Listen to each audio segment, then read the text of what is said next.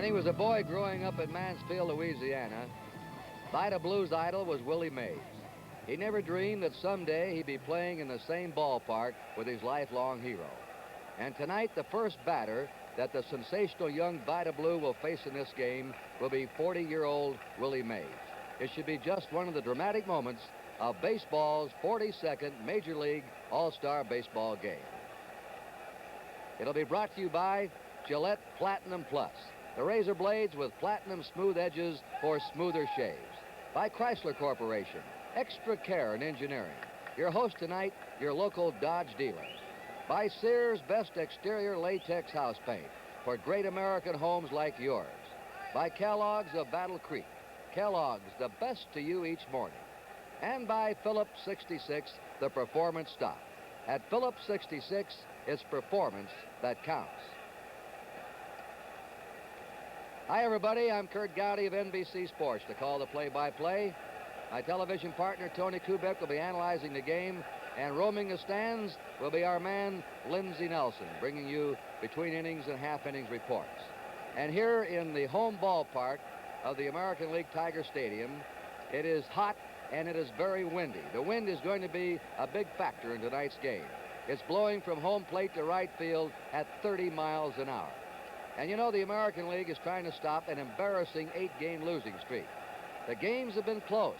5 of the 8 losses by the American League have been by 1 run. But Tony Kubek, the American League has just not been able to get over the edge. Kurt, the games have been close, and when you look at this ballpark, a hitter's ballpark, and you look at that power-laden National League lineup, you could almost see their eyes light up as they came out of the dugout, especially with that wind blowing out to right field today. The eyes of Willie McCovey and Willie Stargell, the real power left-handed hitters. Well, let's take a look right now at this ballpark, one known for hitting. First of all, starting from the left field line, a respectable 340 feet. But then you get to left center field, the power alleys, the alleys where most balls are hit. 365 to left center. Dead center field, 440 feet, a place where Willie Mays will be able to go and get them tonight. In right center field, the paradise for the left-handed hitters. 370 feet in the right center field power alley, and just 325 down the right field line with an overhang, which is actually 15 feet closer in that vicinity. It looks like a game of power. This is the starting pitcher, Doc Ellis, for the National League All-Star team. We talked to Doc before the game about the All-Star game and pitching to this American League team. Well, Tony, first of all, it's a privilege being here, and it's a privilege also being chosen as a starting pitcher. And as far as the American League lineup, I don't know too much about the American League. I'm just going to go out there and throw it and hope they don't hit it. That's about it. Doc Ellis, and now let's look at Vida Blue, the sensation 21-year-old left-handed pitcher. Vida, as Kurt mentioned, will be facing a power-laden National League lineup led off by the great Willie Mays. Here's Vida Blue. Well, first of all, Tony, it's great and honor to be here, and I'm happy about being a starting pitcher for the American League All-Stars. And well, to face Willie Mays and some of the other powerful stars they have in the lineup is quite an honor, and I can guarantee you they'll have all the respect in the world for me out there. Well, you heard Doc Ellis, Vida Blue. Now let's hear for another man, the voice of the New York Mets, roaming the stands today here in Tiger Stadium, Detroit, Michigan, Lindsey Nelson. Well, as you know, in recent years, most of the All-Star games have been played in the bright new stadia of our country. But also a popular commodity in our country these days seems to be nostalgia. And if that's true, it's altogether proper that the All-Star game be played here, because this is most of all a baseball park. Whether you call it Bennett Park or Navin Field or Briggs Stadium or Tiger Stadium, this has been most of all the home of the Detroit Tigers. It's been the scene of some great players and some great exploits. This is where Ty Cobb played and managed. This is where Mickey Cochran led the Tigers to pennants in 1934 and 35. This was the land of Bridges and Schoolboy Rowe, Gehringer and Hank Greenberg. More recently, of course, this is where Denny McLain pitched. It's been the home of Al Kaline and Norm Cash. And so if nostalgia is the thing we're looking for, it's altogether proper that tonight, when we have the greatest stars in the baseball world here in Detroit, they'll play it right here at this ballpark. Now back upstairs. And now, ladies and gentlemen, we're going to meet the lineups for the National League and the American League. Ladies and gentlemen, good evening, and welcome to Tiger Stadium in the 1971 All-Star Game. Here are the starting lineups, beginning with the National League All-Stars and their manager from the Cincinnati Reds, George Sparky Anderson.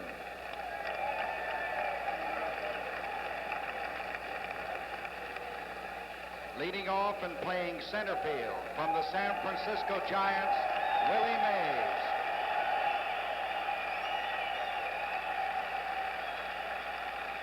Batting second and playing right field from the Atlanta Braves, Henry Aaron.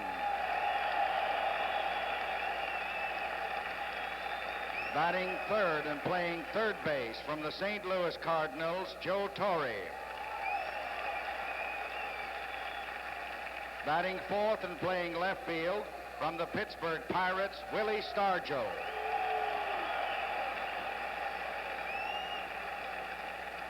Batting fifth and playing first base from the San Francisco Giants, Willie McCovey.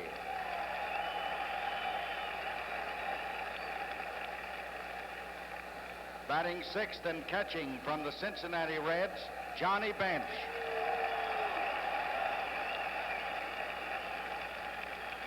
Batting seventh and playing second base from the Chicago Cubs, Glenn Beckert. Batting eighth and playing shortstop from the New York Mets, Bud Harrelson.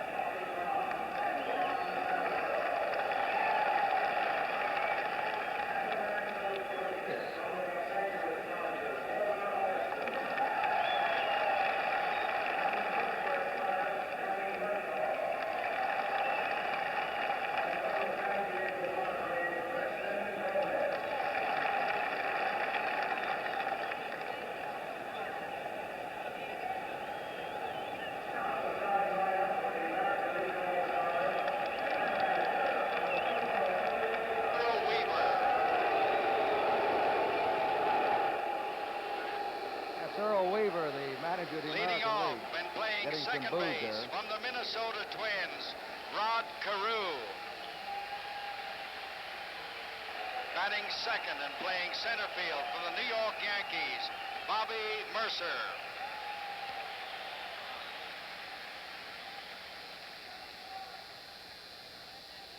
That's Rod Carew. Batting third and playing left field from the Boston Red Sox, Carl Yastrzemski.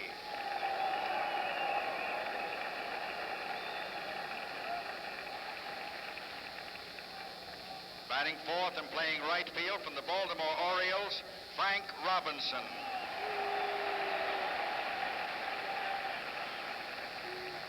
Batting fifth and playing first base from the Detroit Tigers, Norm Cash.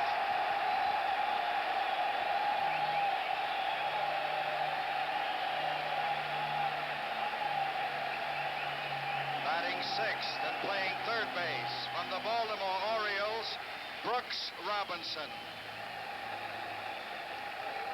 Batting seventh and catching from the Detroit Tigers, Bill Freehan.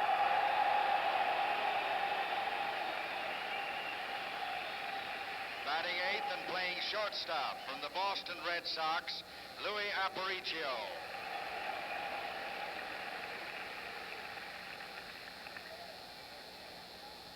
Batting ninth and pitching, Vida Blue from the Oakland Athletics, who is warming up in the bullpen.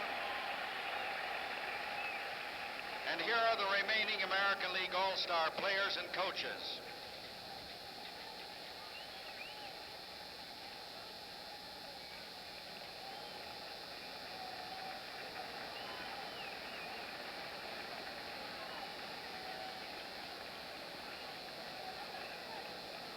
From the Baltimore Orioles, Don Buford, Mike Cuellar, and Jim Palmer.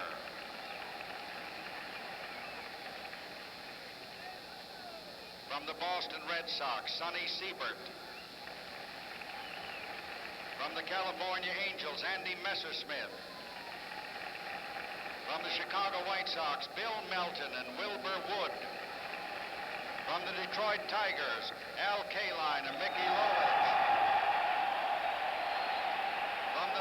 From the Kansas City Royals, Amos Otis and Cookie Rojas. From the Milwaukee Brewers, Marty Patton. From the Minnesota Twins, Leo Cardenas, Harmon Killebrew, and Jim Perry. From the New York Yankees, Thurman Munson. From the Oakland Athletics, Dave Duncan and Reggie Jackson. From the Washington Senators, Frank Howard. And the American League coaches, from the Baltimore Orioles, Billy Hunter. From the Detroit Tigers, Billy Martin.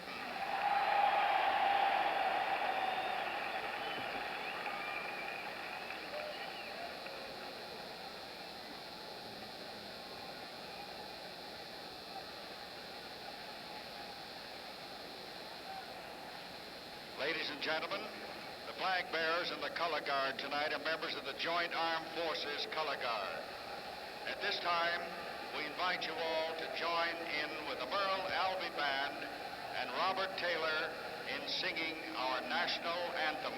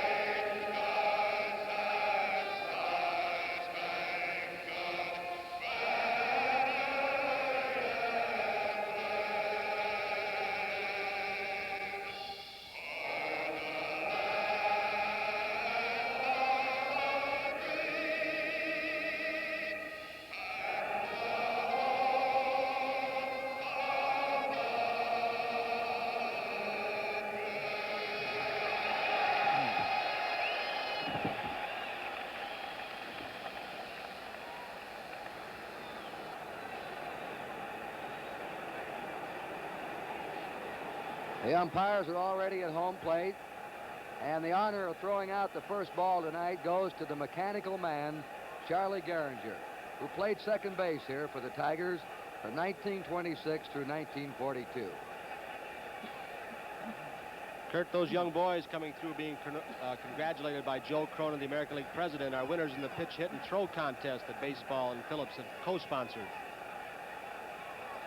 We'll give you the national winners later. Charlie Gehringer made plays look so easy in the field that he really wasn't appreciated by those who watched him play day after day.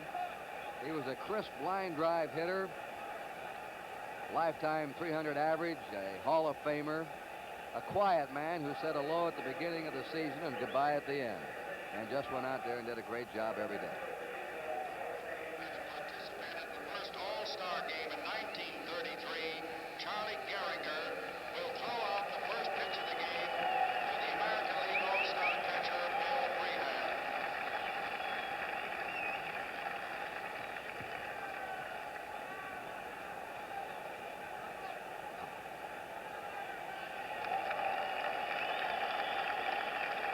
Bill Freehan, the American League catcher, receiving the honorary pitch. John Fetzer, the owner of the Tigers, with Gehringer, and Joe Cronin, the president of the American League. One more. The pitch, hit, and throw champs tonight. The 9-year-old champ is Dan Langmaid of Wheaton, Illinois. The 10-year-old champion, Chet Masterson of Vicksburg, Mississippi. The 11-year-old champion, David Swartz of Phoenix, Arizona. And the 12-year-old champion, Wallace McDuffie of Gaston, Alabama. 450,000 boys participated in Phillips' 66 pitch, hit, and throw this year. The second year of the nationwide program for boys.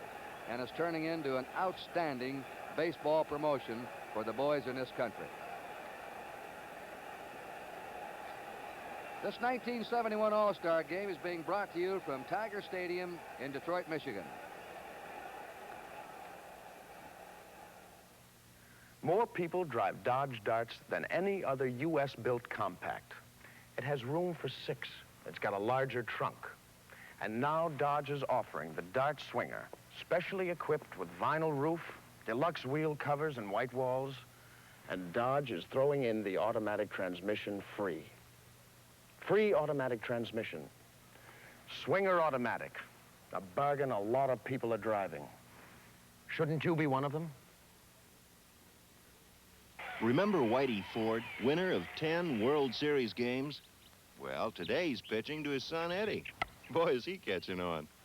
I like to stay on the young side, with sensible exercise and sensible eating, like Kellogg's Product 19, the high-potency cereal with all of the minimum daily adult requirements for vitamins and iron.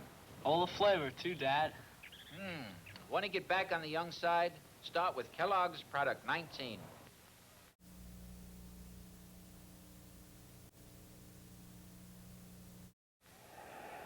The two managers, Earl Weaver and Sparky Anderson, were the umpires for the meeting at home plate. Let's listen in. No, yeah. He does all right, yeah. And with this guy throwing, All right. Yeah. Gentlemen, we'll start off. In fact, I want to congratulate all you fellas for being in an all-star game. Mr. Sparky Adams, Mr. Earl Weaver, umpires. It's really a privilege for me. Anyway, we'll start with the break. Up there, up above, side of play. Off the rubber. It's got to go in the dugout. If there's a glove on there, we count it as part of the dugout. The bullpen over there, if it goes over the roof, it's in. The foul poles of yellow is a home run. Above it, whatever it does. If it goes into the stands, it's 2 bases. If it comes back, it's in play.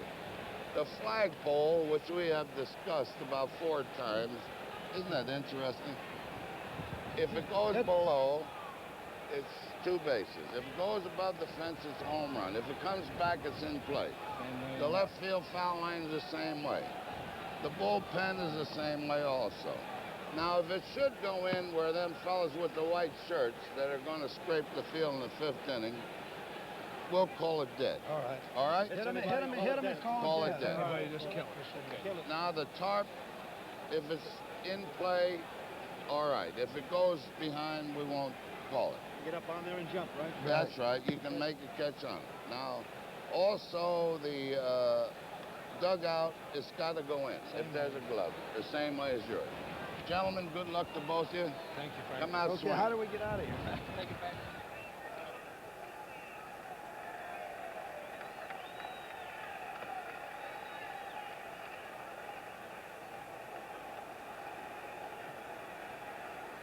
Kurt, we saw the trademark of Vida Blue running out to the mound. He's running out to meet the #1 hitter in this National League All-Star lineup, Willie Mays. Let's hear what Vida Blue has to say about pitching to Willie Mays, the first hitter in this All-Star game. well, first of all, Tony, let me say it's a pleasure for me for me to just be here. But I think Vida will probably throw me the fastball. I've seen him pitch a couple of times, and I think his best pitch right now would be his fastball. So I think he will start, off the game with a fastball, trying to get ahead of me. But of course, you never know about what's going on. But as far as myself, I think I'll be swinging. All right, it's Oakland against San Francisco, the old rivalry, in the first pitch of the strike by Vida Blue. I don't think any pitcher's ever come into this All-Star game with more pressure. This game doesn't count in the standings, but Vida Blue just been hounded since he's been here by the press, the radio, the television, the public. Ground ball to shortstop. Aparicio up, and Willie Mays is out. One down. Henry Aaron will be the next batter. Two of the top 3 home run hitters of all time, Mays and Aaron, are hitting number 1 and 2 in the National League lineup, which is an oddity. Of course, Babe Ruth, the top home run man. This is the 20th All-Star game for Hank Aaron. The first time he has ever seen Tiger Stadium or played in Detroit. The same for Willie Mays,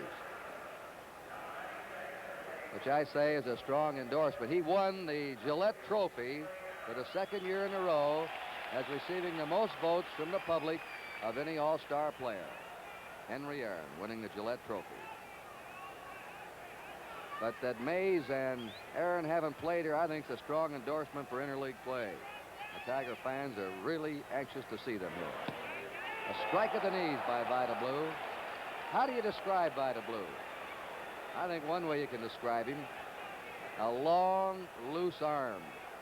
A great athlete, tremendous football player in high school, marvelous rhythm, big bounding ball to Brooks Robinson.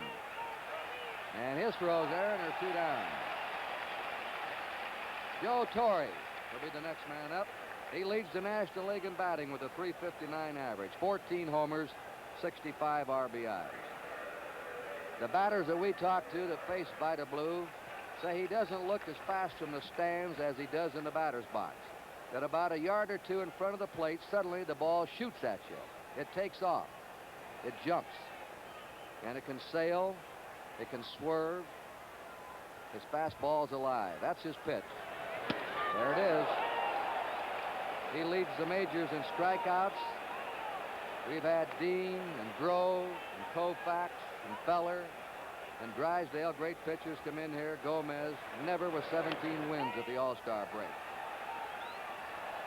2 strikes. Blue 17 wins, the most of the pitchers had at the All-Star break. The previous high was Bobby Feller, 16 in 1941, and Denny McLain won 16 games coming into the All-Star game of 68. The National League high was Drysdale's 15 wins.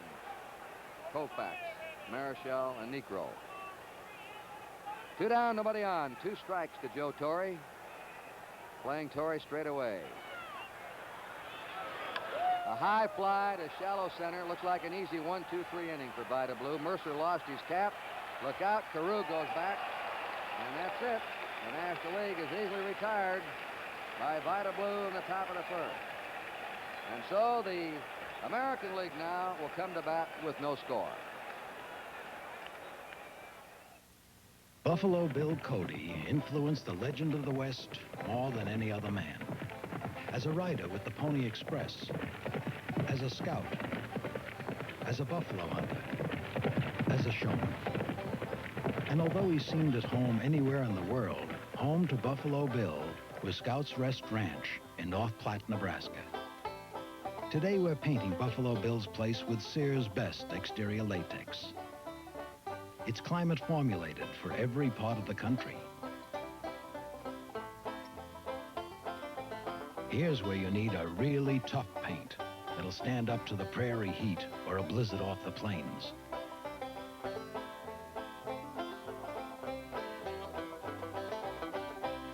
Buffalo Bill's house will look as good with age as he did.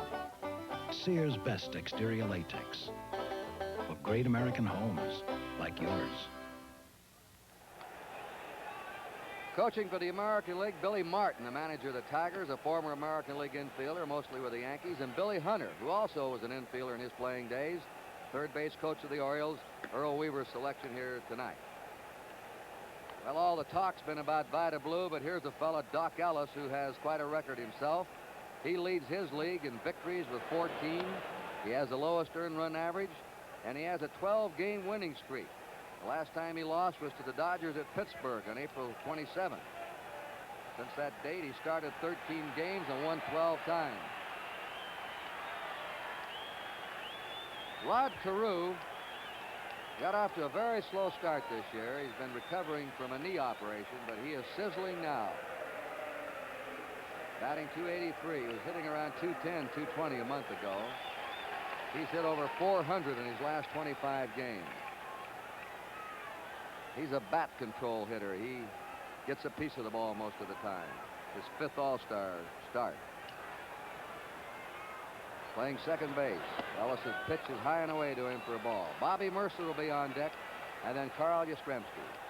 They're playing Carew straight away. Remember, a 30-mile-an-hour wind blowing from home plate toward first base.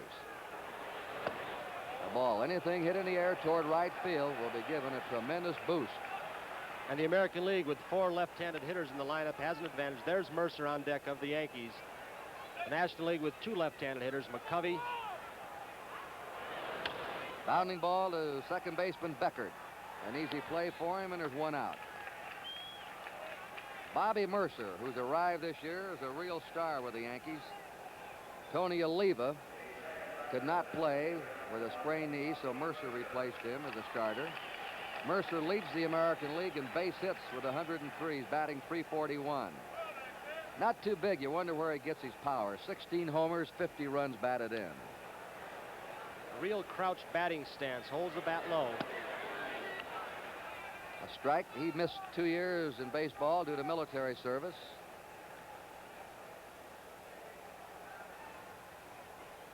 Lives in Oklahoma City. 1-1. Well, the veteran Ellis is having a little more trouble with his control than the kid Blue. Blue is throwing strikes in the top of the first. Mercer's the only starter tonight, not counting the pitchers, who has never played in an All-Star game. A big thrill for him here in Detroit. Changeup is last foul. 1 ball, 2 strikes to Mercer. 1 out, nobody on. No score, last of the first. Doc Ellis, Kurt, can also throw very hard. I don't think as hard as Vida Blue, but this year he's become successful because he's gone more to his slider, his breaking pitch. He's gotten better control. He's not trying to strike hitters out, just make them hit the ball on the ground. Here's the 1-2 pitch.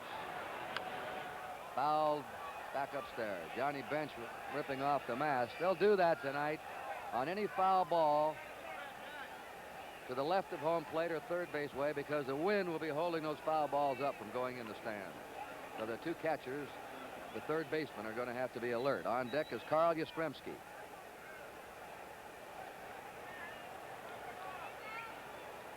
'26-year-old Doc Ellis serving up a 1-2 delivery. Upside, a count 2-2.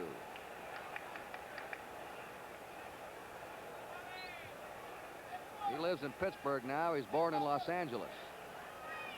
An outstanding high jumper at Harvard Junior College in Wilmington, California. A base hit, our first one tonight. Bobby Mercer's on. Willie Mays back to the infield with it. Kurt, Tony Caniglaro, as everyone knows, retired from baseball a couple of days ago, and the repercussions were felt in Boston. Billy C. criticized Carl Yastrzemski coming up to bat now. Let's hear what Carl Yastrzemski has to say about the problems up in Boston. Well, there shouldn't have been anything controversial brought out about anything. I played baseball for 10 years. I love the game. I've worked hard to achieve what I have. I know deep down in my heart that I personally have not had anybody ever traded or fired. It's Carl Yastrzemski, as the pot is bowling during the All-Star break in Boston. Yastrzemski's flying back early tomorrow to attend a Red Sox workout. The count, 1 strike to Yastrzemski. Mercer at first, 1 out. No score, last of the first. Foul back. Yastrzemski tied an All-Star game record by coming up with 4 hits in last year's game. He had 3 singles, a double. He was voted the outstanding player of the game. He played 6 innings in the outfield and 6 innings at first base. Takes one of the hardest swings in baseball. 3 times an American League batting champ. A complete player can beat you with the glove, the arm, running the bases, or with his bat. 2 strikes. Change up, bounce slowly to second. Beckert will have to go to first baseman McCovey. Mercer advances into scoring position. 2 down, and Frank Robinson comes into the All-Star game batting .310 with 14 homers, 57 runs batted in. He wants to manage. He has managerial equipment, but his own manager, Earl Weaver, says he's still too good a player to manage. So where do you find bats like Frank Robinson? Well, he's had the experience managing the last couple of years in winter baseball, a good handler of men, and gives a lot of good advice to young players. Mercer at second, 2 down. Fine stop by Johnny Bench. Ball 1 to Frank Robinson. Robinson will crowd the plate. Probably closer than any player in the game tonight. Led his leagues many times in being hit by pitch ball. Sends a ground ball to shortstop Bud Harrelson, who gobbles it up, and the American League is out in the last of the first inning. They had no runs, 1 hit, there were no errors, 1 left. At the end of the first inning in Detroit, it is 0-0. Repeat after me. I, Johnny Bench, I, Johnny Bench, have switched to Gillette Platinum Plus blades have switched to Gillette Platinum Plus blades. because they shave me closer and with more comfort. Me too. Me too. Me too what? They shave me closer and with more comfort, too. You better just stick to catching. Gillette Platinum Plus. Double edge or injector. Both with platinum smooth edges for smoother shaves. Double edge or injector. Can I get some Gillette Platinum Plus injector blades for my brother? Sure, John. Thanks. At your local store. Does my antiperspirant keep me dry? No, sir. You don't do what I do and stay dry. If your antiperspirant doesn't do what you hired it to, fire yours and hire ours. Right Guard antiperspirant. Get the drying agent that really helps keep you dry. Stops odor, too. Well, it depends on the day. You know, on easy days, I'm dry, but on days like today, forget it. Then fire yours and hire ours. Ours is Right Guard. Walter Alston, a longtime manager of the Dodgers, is coaching at first base. Former coach of his and now managing at San Diego, Preston Gomez, coaching at third for the National League. And here's the power king of the majors this year, Willie Stargell. He has 30 home runs. He hit 31 all last season. He's knocked in 87 runs. Leads the majors in both departments, and he's batting .320. Everything in his favor tonight. A short right field and a strong wind blowing toward right. But he's facing a left-hander.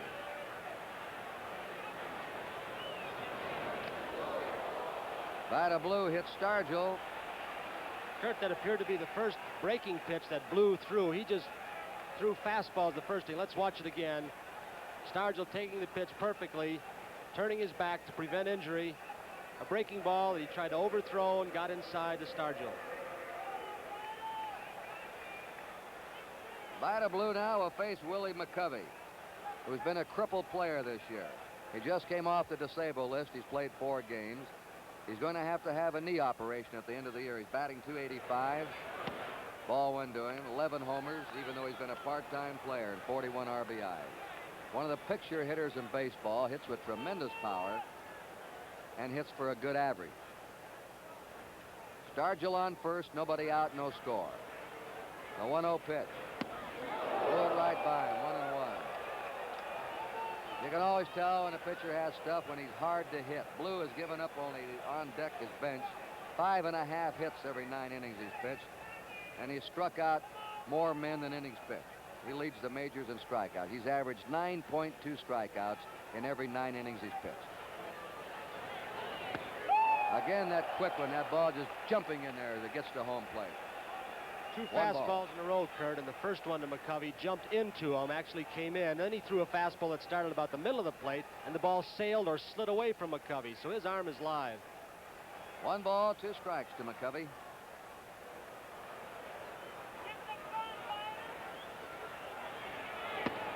Quickly got him on a blazing fastball. Boy, did that one pop into Johnny Bench's mitt.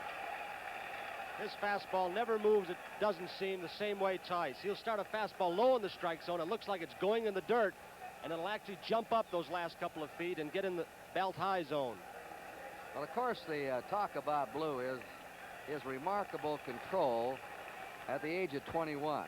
Koufax didn't arrive as a great pitcher until he was 27, 26. Lefty Grove until he was 27. It seems to take left-handers longer, but not this youngster. He's walked only 2.7 batters every 9 innings this year. Very good control. Bench lofts a high pop foul back toward the seats. Free hand going over, and it's out of play. 1 strike. And Vida Blue, in his last 2 starts, he pitched 9 innings, then an 11-inning game where he struck out 17 against the Angels. Didn't win or didn't lose. He left with a score 0-0. He hasn't walked a man in his last 20 innings. That's truly remarkable. Stargell on first, 1 out. 1 strike to Johnny Bench. No score on the top of the 2nd.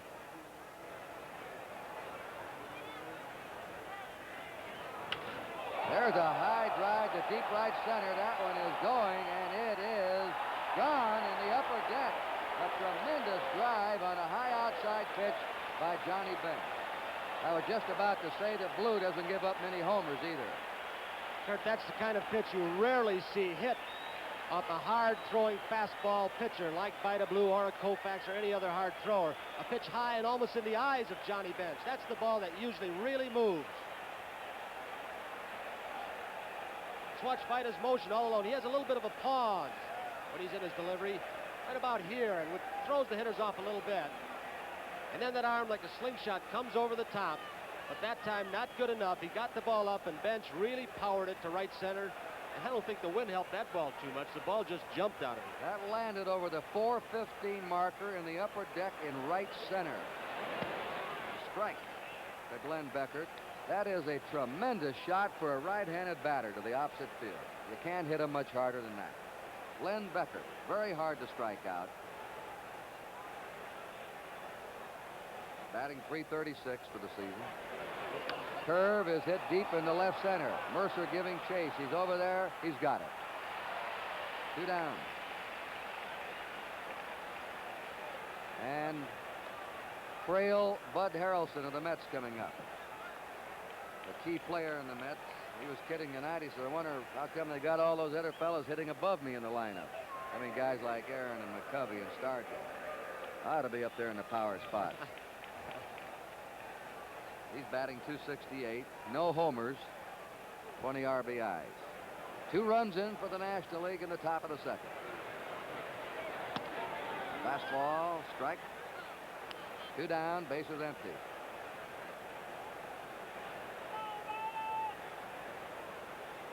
Harrelson had 2 hits in last year's All-Star game at Cincinnati.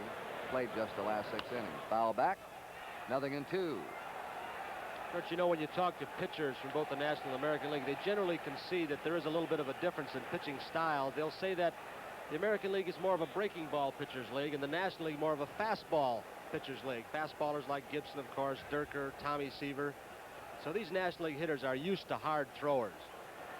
2-strike pitch. Foul back. The fans selected the starting lineups. The managers picked the rest of the squad and the pitchers. The starting 8 must play 3 innings before they can be removed.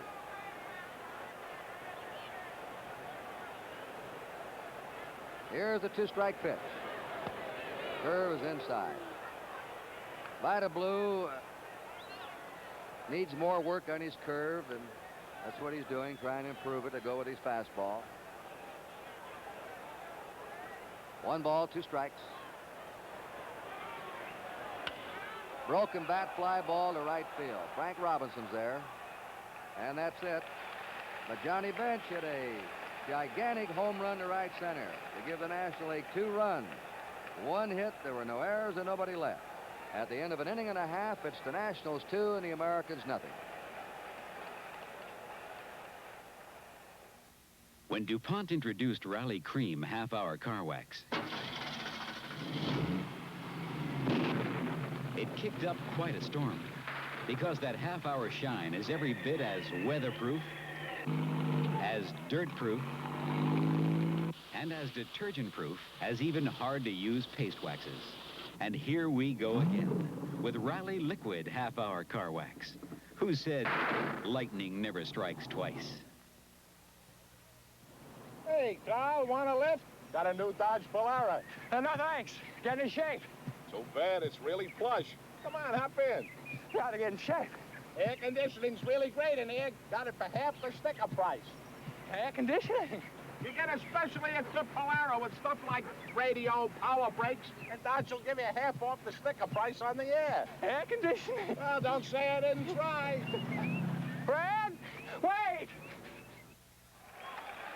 The gentleman in the dark suit with the glasses is Senator Robert Griffin of Michigan. Charlie Geringer next to him, and Commissioner Kuhn in the white suit with the glasses, and Mrs. Kuhn. They're in the commissioner's box tonight. Norm Cash getting a big hand. First baseman of the Tigers. Just a few years ago, he was being booed heavily here by these hometown fans, but he's having his best year in 10 years. He's tied with Melton of the White Sox for the lead in homers in the American League with 20, batting .293. And he was mad about this All-Star game a few days ago. Foul ball. When Boog Powell was elected and then became injured, Earl Weaver decided he wouldn't pick another first baseman, that he had Frank Howard in there and Frank Robinson, or Spencer could play first. The changeup is in. So Cash got mad at Weaver, but they patched it all up now. And Cash said, well, sure, I wanted to play. I wanted to play in Detroit. I was mad for a while, but then when I got to understanding it and talked to Earl, why, it's all cleared up. Cash strikes out. First strikeout for Doc Ellis. They called it the Brooks Robinson World Series last year, and he's going right along since then, having another good year, batting .294 with the Orioles. He's had some key home runs this year. He's hit 10, knocked in 54 runs. Ground ball in the hole. Harrelson with a long throw to make, and he's got it.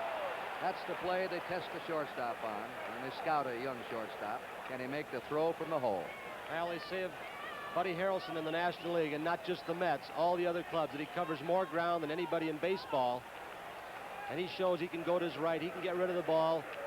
Made a great play in the All-Star game last year to prevent a ball in Cincinnati from going to center field and break up a possible American League rally. Bill Freehan, this is a 6th consecutive start, the longest starting streak of any American League players. Ray Fosse was scheduled to start, but he was injured and had to withdraw from the game. Freehan batting .279 for the Tigers. Ball one to him. 2-0, National League ahead on Johnny Bench's 2-run homer. The on-deck batter is Lou Aparicio of the Red Sox. Freehan has been a hot hitter for the American League All-Star team. He's hit some home runs recently for the Tigers, hitting at about a .333 clip for the last couple of weeks. 2 down, nobody on. The 1-0 pitch. On the corner, 1-1 to him.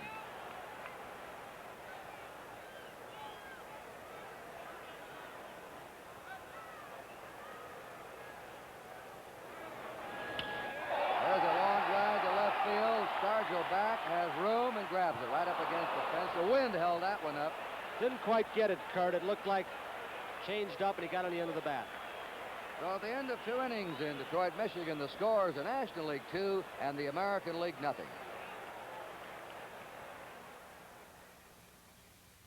You better hurry, Nancy. I'm pitching today. Okay. Well, what are you doing? We need gas. $1 worth, please. Now for some quick starting gasoline. What? And then some detergent gasoline they sell down the road. Nancy. What's the matter?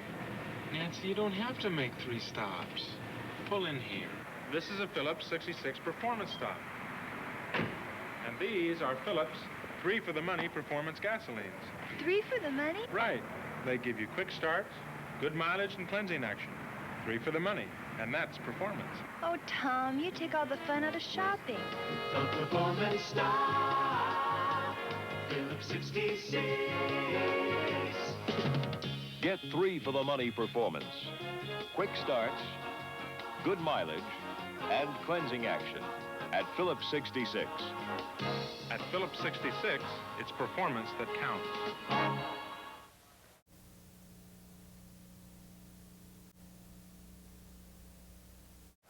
This telecast presented by authority of Major League Baseball, intended solely for the private, non-commercial use of our audience. Any publication, retransmission, or other use of the pictures, descriptions, and accounts of this game without the express written consent of the Commissioner of Baseball is prohibited. Sellout crowd tonight. It's been sold out for months here. 54,000 in Tiger Stadium. And the scalpers were busy outside 5 or 6 o'clock tonight with people looking for tickets. Doc Ellis, the National League pitcher, will be leading off against Vida Blue. Blue has struck out one, hit a batter, given up one, hit a home run. Ball 1 to Doc Ellis. Willie Mays on deck at the top of the order, and then Henry Aaron. We're talking about Blue not giving up any home runs, 1-1. He's allowed only 1 home run every 30 innings this year, which is an outstanding ratio. But he's been tagged tonight. 1 ball, 1 strike. That's his curve. It's high and away, ball 2. 2-1 to Doc Ellis. Blue is a very smooth delivery. There's some warm-up for the American League. Jim Palmer of the Orioles. And that's Juan Marichal, Tony, in the National League. Kind of bunny's way on. 2-2 for Doc Ellis. Blue with a very smooth, rhythmic delivery and style. He gets his whole body, not just his arm, into the delivery of the pitch. See him rock back on that back foot, get a nice easy motion, push off, and get that momentum going forward. And then that slingshot arm coming over very quickly, which is very deceptive to the hitters. 2-2 delivery. Second strikeout for Vida Blue. 1 out in the 3rd, and Willie Mays up. Willie grounded out his first time. Well, they seem to be turning that calendar back out there in the Bay Area. First it was George Bland at the age of 43 in football, and here's Willie Mays at the age of 40 in baseball.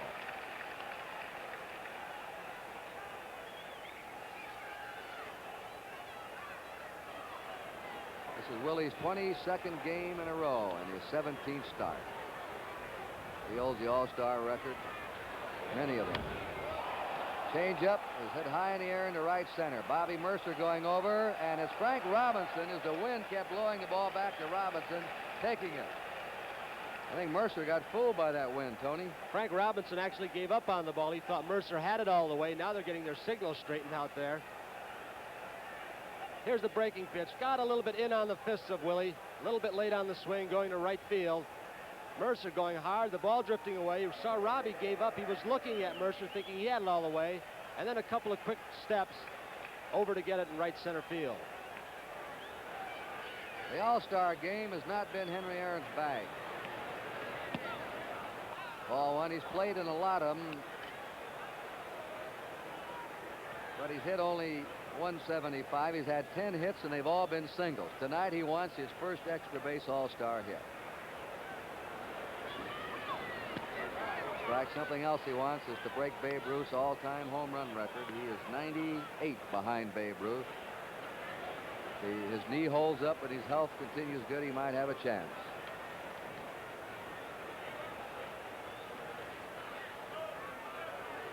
One ball, 1 strike. You know, it's odd, Tony. He's 4th of all time in extra base hits in baseball, and he can't get an extra base hit in an All-Star game, as many as he's played in. 2 down, nobody on. 3rd inning, the National League ahead, 2-0. That one had something on it. 1 ball, 2 strikes. Mention that bad knee of Henry Aaron. He's had fluid drained off the knee something like 8 times, he was telling me, since spring training. Puffs up, he's got to get out of the lineup. It starts hurting him too much. A high fly ball, the wind carrying that one out.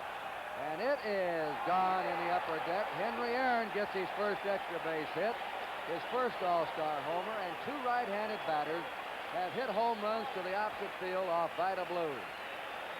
Blue did not make a bad pitch, it didn't look like. The ball looked like it was almost by Henry. He just kind of waved at the ball, just flipped at it with those quick hands and arms of his. And the wind got hold of it and really pushed it out. See how far back that ball is on Aaron. Look at that. He didn't even have full extension on those arms. You could see those hands had not come through yet. Was not hitting the ball way out in front. And yet the wind got hold of it and carried it into the right field stands, the upper deck. National League leading 3-0. Joe Torre popped up his first time. A strike to him. Anything hit in the air tonight to right. Watch out. 2 down, nobody on.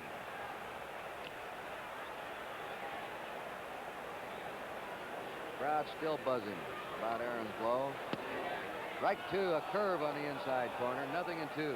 Kurt Torrey's .350 batting average is even more amazing when you realize he does not have the kind of speed of either an Aaron or a Mays or a Matty Alou. He's got to really hit all of his balls hard and get clean base hits. Curved him again and misses. 1 ball, 2 strikes to Torrey. 2 down, bases empty.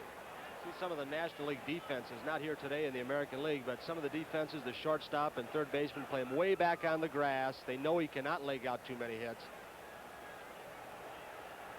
1-2 pitch. Struck him out on a curveball. The Vida Blue winds up his 3 innings with 3 strikeouts, but he gave up 2 homers. 1 run, 1 hit, no errors, nobody left. At the end of 2.5 innings, the National League 3, the American League 0.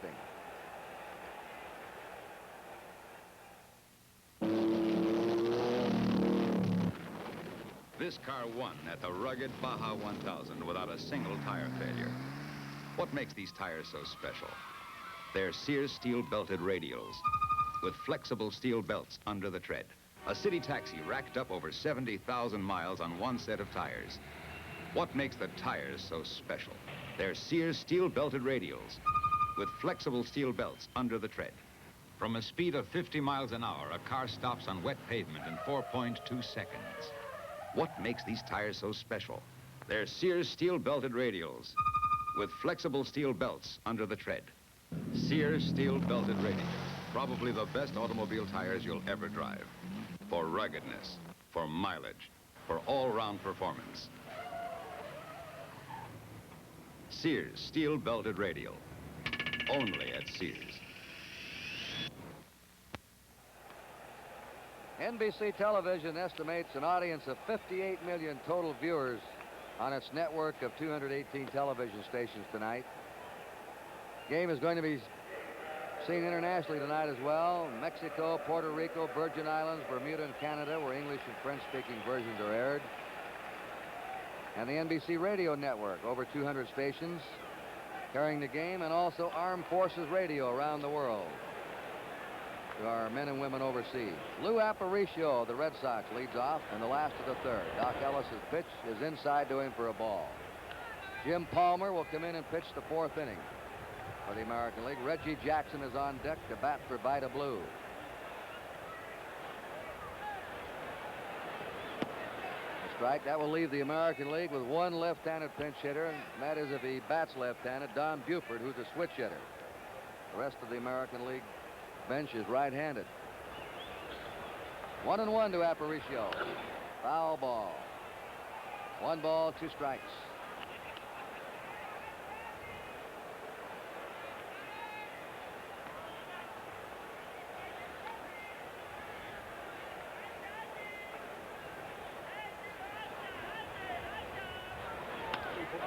There's a base hit by Aparicio.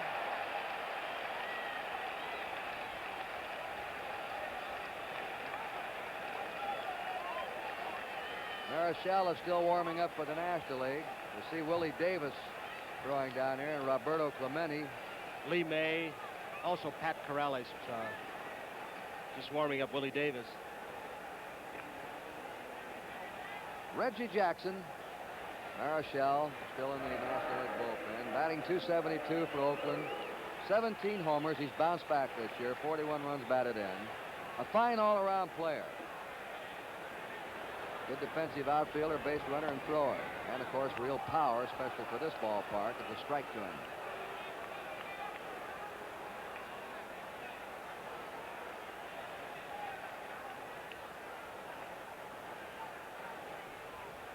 Aparicio on first, nobody out.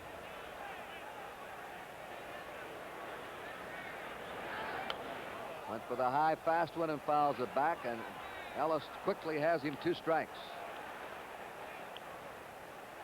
Aparicio on first base, but even at that, Willie McCovey with the National League ahead 3-0, not holding him on. He wants to protect that hole, take away some of the ground between Beckert and himself.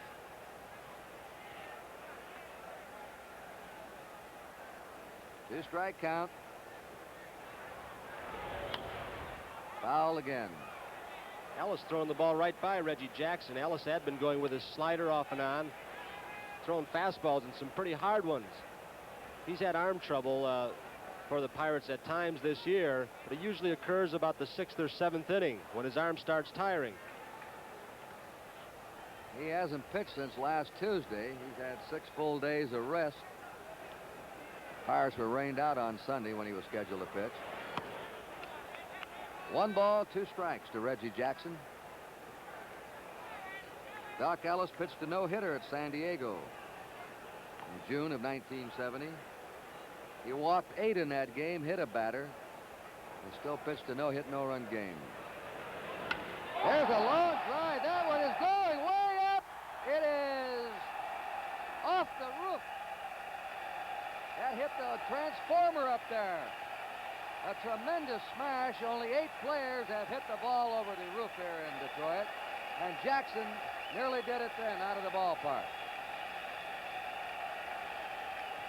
It's been done 13 times, Kurt. Norm Cash has done it the most, 4 times. Mantle has done it 3. Williams has done it. But that one was really a smash, more toward right center field. Longest ball ever to be hit out in that area was estimated at 560 feet by Norm Cash. What a smash. Tony, remember the home run we saw him hit in Minnesota year before last? It measured 500 and some feet off the top of the scoreboard there in the Twin Stadium. Now it's 3-2. National League leading, and Rod Carew's the batter. It's a strike to him. Carew grounded out his first time up. 3 king-size home runs tonight so far. The evening's young, and the wind is just as strong. Ball 1, strike 1. Kurt, I've seen 2 of Mickey's home runs in that area and 1 of Norm Cash's, but I've never seen anyone get out as quickly as that one did. And it looked like it was on the rise. It wasn't a high fly ball. It was going up. 1-1 pitch. Ball 2 to Carew. 2-1. 3 runs, 2 hits for the National League. Homers by Bench and Aaron. 2 runs, 3 hits for the American League. That's the 9th pinch hit home run in All-Star game history. The last one was back in 1962 by little Pete Runnels. Ball 3, who's now living outside Houston. There's Earl Weaver, the American League manager. Brooks Robinson pointing out. They're still pointing up at the spot where Jackson hit that drive. They can't believe it in the dugout. It was big Frank Howard to your right of your screen. He looked even in awe, and he said hit a hard one in this park. Ball 4, and Rod Carew's on.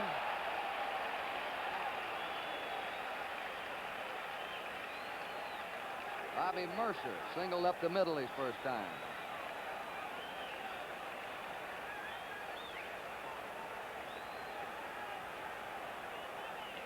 I can't get over the way that ball jumped out of here. I think they've had a stopwatch to see how long it took to get that distance.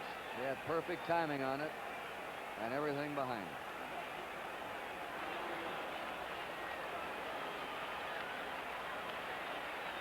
One out. And nobody out. Let me check that. Carew's at first. Ball 1. 3 men in a row reach base now. Aparicio single. Reggie Jackson homered. Carew's walked. And it's 1-0 to Bobby Mercer.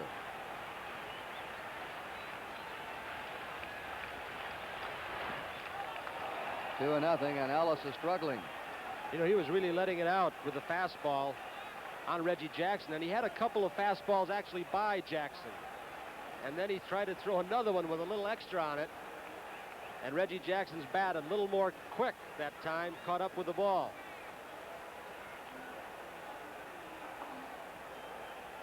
If Jackson's drive had been between the stands and the light transformer, it would have sailed out of the ballpark. 2 balls and no strikes.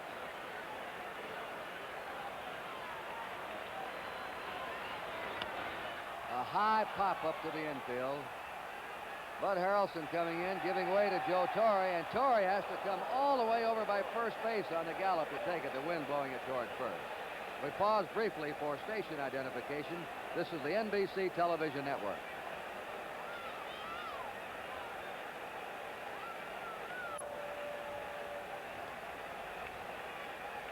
Let's watch it again. Here's the Mercer swing. Pop-up that started off near third base.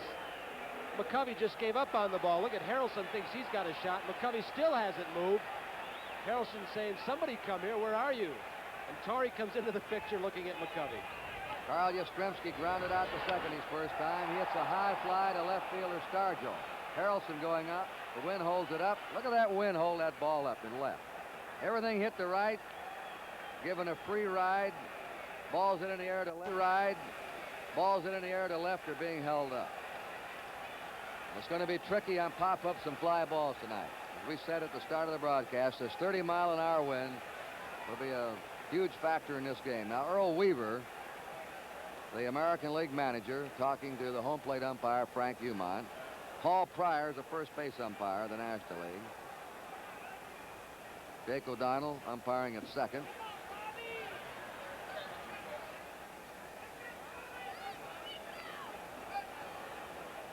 Umpiring at third is Doug Harvey of the National League.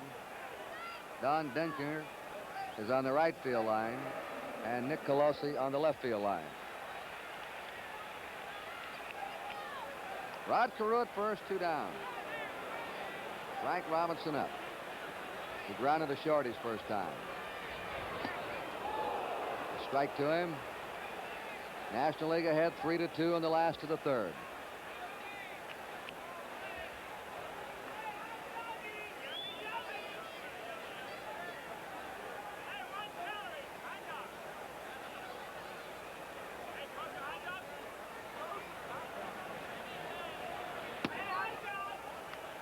One and one.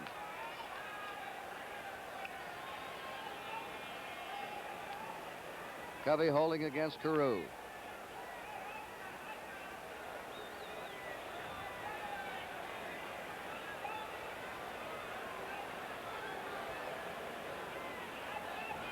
Runner going. Foul ball. They were playing hit and run.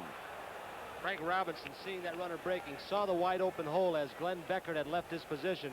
Tried to shoot one through that area a little bit late. A 1-ball, 2-strike count to Frank Robinson. Carew at first, 2 down. Like Frank is trying to take advantage of that wind.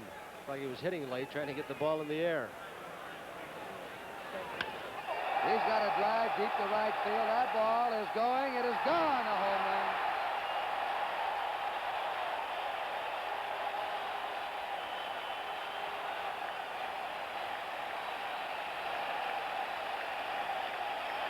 Certainly talk about place hitting. I've got to believe that Frank Robinson, the last 2 swings. Let's watch it again. Looks like he's definitely. Field. You can see that right elbow close to his body to prevent that barrel of that bat getting out too soon so he would not pull the ball. He actually placed the ball in that direction, which is pretty good hitting. 4 home runs tonight. Here's Norm Cash now. He struck out. 3 right-handed batters have hit the ball to right field for home runs. And Reggie Jackson, a towering drive. No swing. Johnny Bench says check with somebody. Frank Umont said no. He didn't commit himself. Ball 1. And Norm Cash. You know, you look at Norm Cash, he doesn't appear too big or strong, but he's hit the ball over the right field roof here 4 times.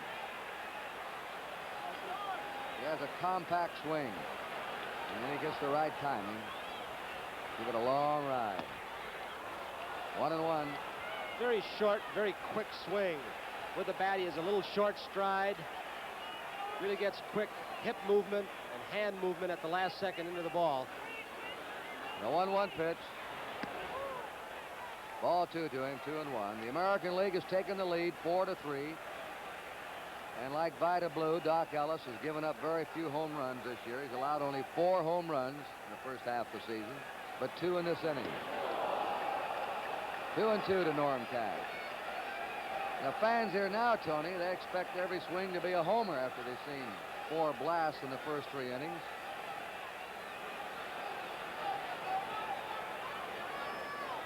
Two and 2 pitch coming up. Change up, dribbled foul. You've got to believe every hitter up at the plate at this time with that wind blowing out is thinking bottom of the ball. Let me hit the bottom part so I can get it up in the air. Most home runs ever hit in an all-star game have been 6. In Detroit here in 1951, in Cleveland in 1954. We've had 4 already tonight. 2-2 count to Norm Cash. Strike 3. Slow breaking pitch. 4 runs for the American League on 3 hits, 2 homers. There were no errors, nobody left. At the end of 3, it's the American League 4, the National League 3.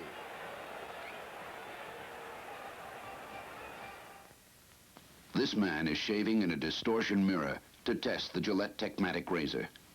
No razor can guarantee it'll never cut you, but Techmatic is made to reduce the risk. Techmatic is lighter on your face. Techmatic has an adjustable cartridge and a razor band with no corners to cut you.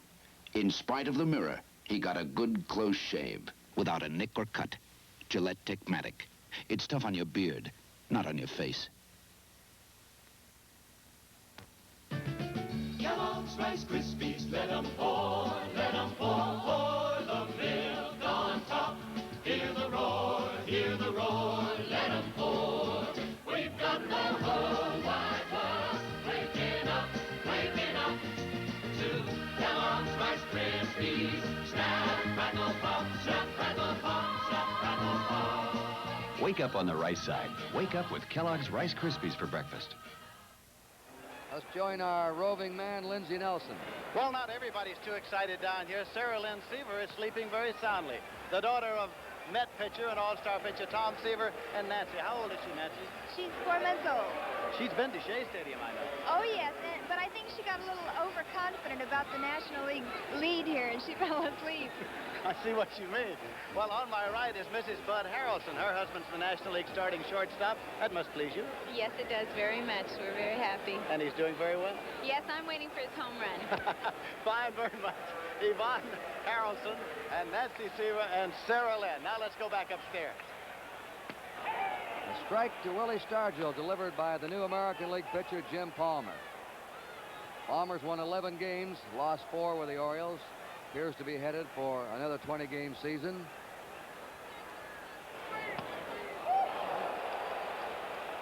Nothing in 2. Well, Stargell's seen those other balls sail out there to right field. He's taking dead aim now.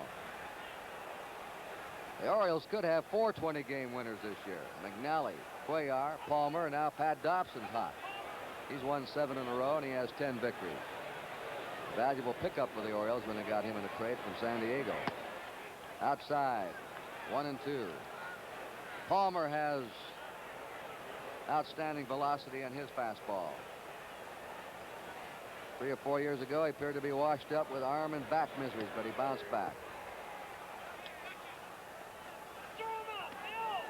They throw down at first. I think it's a strike. The ball went back to the backstop. Stargell is out. It was strike 3. Skipped off the glove of Freehan, went to the backstop. Stargell thought the ball had tipped his bat. And so a strikeout for the pitcher, an assist for the catcher, and a put out for the first baseman. And Willie Stargell, the strikeout victim. Here it is again. I think Freehan got crossed up. Let's see if it ticks the bat of Stargell. Freehan with a glove still low. Seems to be looking for curveball. Curveball, it's not coming. And now the ball takes off fastball. He can't get his glove up. Stargell did go around. But I do believe, Kurt, you're right. He thought he had ticked the ball. And he would get another chance. Freehan did not break, as you'll see quickly. Now there he went, got the ball, and threw Stargell out. 1 out, and Willie stretched McCovey. He struck out his first time. Ball 1 to him. The American League ahead 4-3 in the 4th inning. We'll watch Juan Marichal pitch for the National League in the bottom of this inning. Time called. No pitch. Palmer is not only overpoweringly fast, Kurt. As we've seen, he has an excellent slider, a good snapping curveball, and changes speeds well. He just has all the pitches and pretty good control usually. Blew that one right by him. 1 ball, 1 strike. They have this shift on for McCovey. 3 infielders on the right side. The outfield swung around toward right.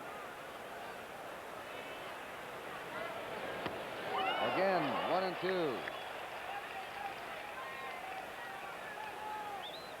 Palmer grew up in Los Angeles, attended high school in Scottsdale, Arizona. Lives now in Timonium, Maryland, a suburb of Baltimore. 1 ball, 2 strikes to McCovey. Inside, 2 and 2. Kurt, you know, if you took a poll of National League pitchers and asked them who the most dangerous hitter in the National League is, it would be quite a few would not pick Mays, Aaron, Lee May, Bench. A lot would pick this fellow right here, McCovey. 3 and 2 count. I think you're right, Tony. Pitchers say he's just awesome looking when they have to face him from the mound.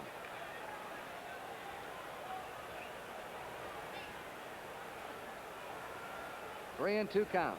1 out, nobody on. Ground ball drilled to second base. Rod Carew to Norm Cash, and they're 2 down. Johnny Bench smashed a home run in the upper deck in right center his first time.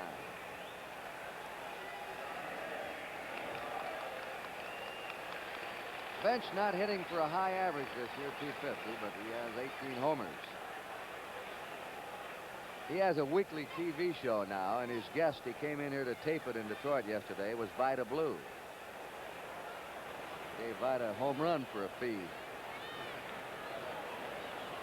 2 down, nobody on. Nice host, wasn't he? Oh, Johnny's been out of that Cincinnati lineup for about 6 or 7 days with that bad wrist. He's had it injected with cortisone, has a lot of contusion in the area, but didn't show on that last swing. Another great stop by Brooks Robinson. What a pair of hands he's got. That ball was by him. Not too fast with his feet, but with his hands, that's something else again. Ralph Savon, the Baltimore trainer, congratulates him. 3 up, 3 down. And at the end of 3.5 innings, it's the American League 4, the National League 3.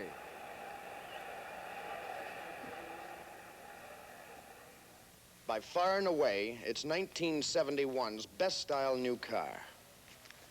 That's Car and Driver magazine talking about the beautiful new Dodge Charger. And when you can get the lowest priced Charger hardtop with a special package of options like white walls, wheel covers, and get the Landau vinyl roof at no extra charge, well, you can't really afford to pass it up now, can you? Charger Topper at your Dodge dealers. To the Equitable agent, no 2 people are alike. Is there anyone else in the whole human race with your kind of style and your kind of grace? No 2 people are exactly alike, and that's what the Equitable agent never forgets. All his training and thinking are shaped around you and your life insurance needs. To the Equitable agent, There's nobody else exactly like you. Nobody else like you. Well, Johnny Bench just went over to Brooks Robinson and said to him, what's going on? Is this the World Series all over again? We talked to Brooks about the defensive play in this All-Star game. Let's hear Brooks Robinson. Well, Tony, this is a hitter's ballpark, and the wind's blowing pretty good, but I wouldn't be surprised if you don't see a couple of outstanding plays that might win the ball game for one of the ball clubs. And there you saw one. And how many times when that man makes a great play in the field does he lead off for his team at bat? And here's Brooks Robinson, who grounded out his first time. Juan Marichal, 32 years old, is the new pitcher. Lee May has gone to first base. Willie Davis replaces Willie Mays in center field. Roberto Clemente replaces Henry Aaron in right field. 4 changes defensively for the National League. Ball one to Brooks Robinson. This is Marichal's 8th All-Star game, tying a record for a pitcher held by Jim Bunning and Don Drysdale. He's had a great record in All-Star competition, too. That'll be a foul ball into the seats.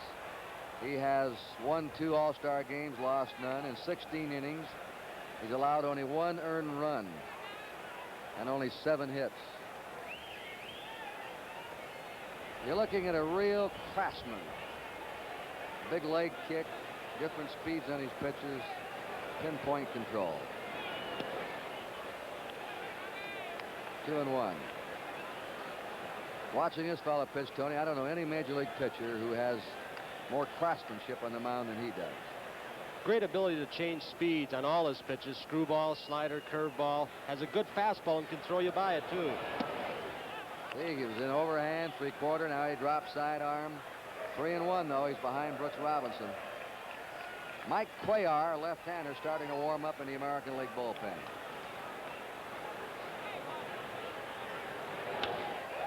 Fly ball to Willie Davis, backing up. Plenty of room. 1 down.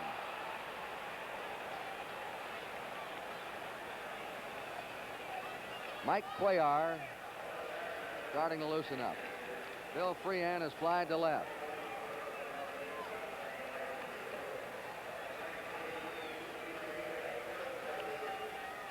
We have not as yet got the position in the batting order that Davis, Clemente, Marichal, and Lee May at first will be batting in for Sparky Anderson's National Leaguers.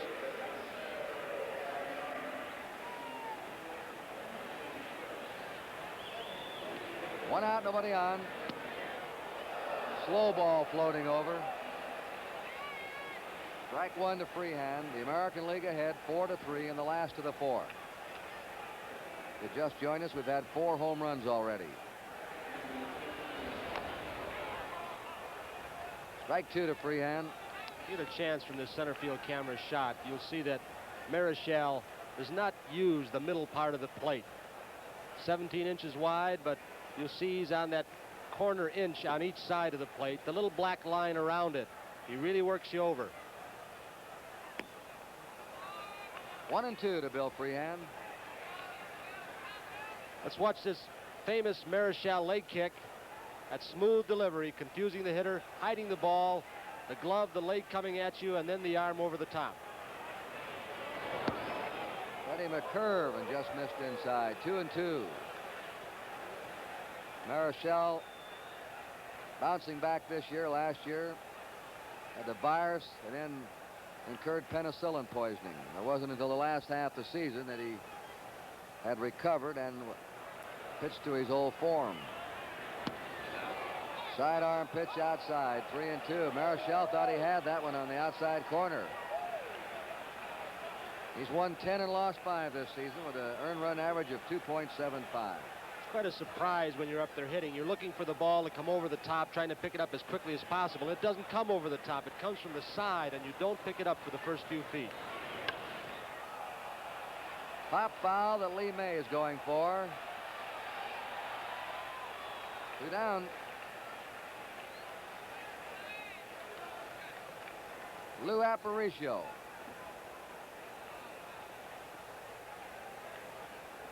Who has the lowest batting average in the All-Star game, 206. He started to hit better lately.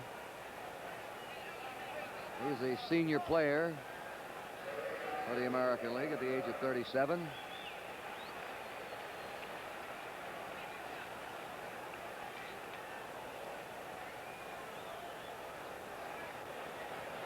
Jim Palmer will be on deck.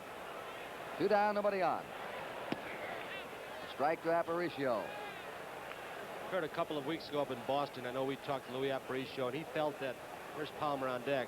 It's not he that deserves this position, but Belanger from Baltimore.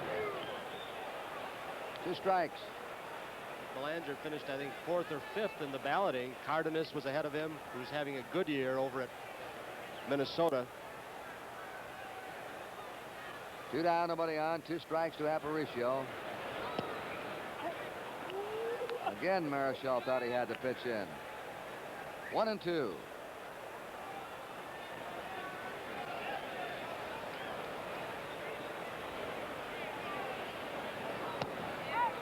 2-2. Notice how he works from one end of the rubber. Then he'll move around. Right now he's working from the first base side of the rubber.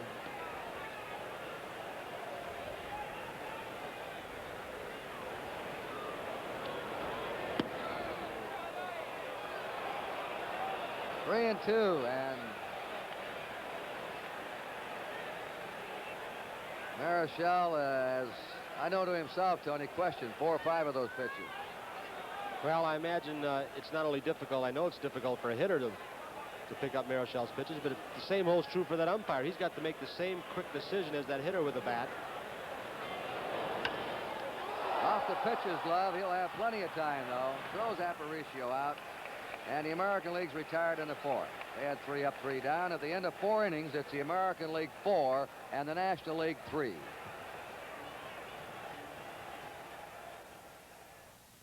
Playing football at Sagamore Hill meant playing with the president, Theodore Roosevelt.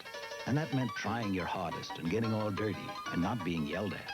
To help preserve Sagamore Hill, we're painting it with Sears Best exterior latex. Because the house is right on Long Island Sound, it's important that Sears Best is climate formulated. We've tried to make a paint as tough as Teddy Roosevelt himself. Sears Best exterior latex for great American homes like yours. Look at these hands. They're full of the same sludge that the wrong oil can build up in your engine. What's the right oil? The one that'll keep your engine running clean? This one. Trop Arctic from Phillips 66. To prove it, I'm going to clean that engine sludge from my hands with Trop Arctic and nothing else. And look, it works. Now, we don't recommend it for cleaning hands, but imagine what it does for your engine. Phillips Trop Arctic. At Phillips 66, it's performance that counts. Now a word on behalf of Major League Baseball. The best entertainment in the country is still baseball. With the cost of virtually everything continuing to spiral upwards, baseball has done a great job of holding down the price of its tickets. In both the majors and the minors, the tickets are reasonably priced, and the show's the best in town. Where else can you so economically take your entire family for an evening of hot dogs, peanuts, pop, and just plain fun? We just got the changes. Clementi's going to hit #1 in the National League lineup. Lee May 2nd. Willie Davis will bat 9th. Foul back, and Marichal will hit 5th.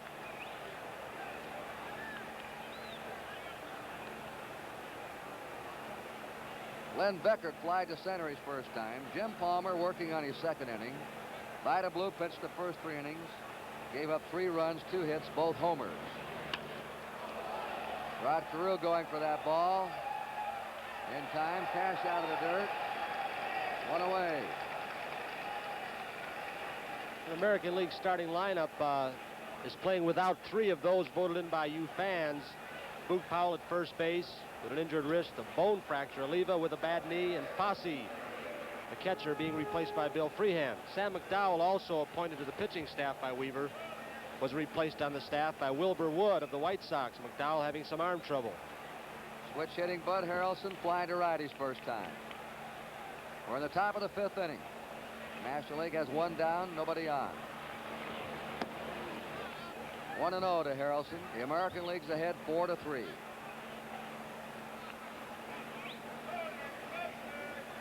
And home plate umpire Hugh Montz getting the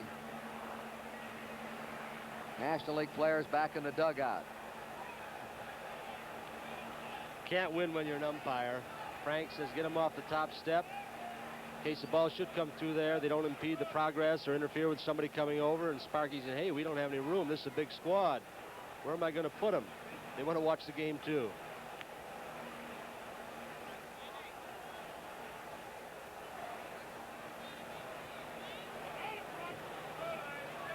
One ball, no strikes to Harrelson. 2-0 to him. Willie Davis on deck, batting #9.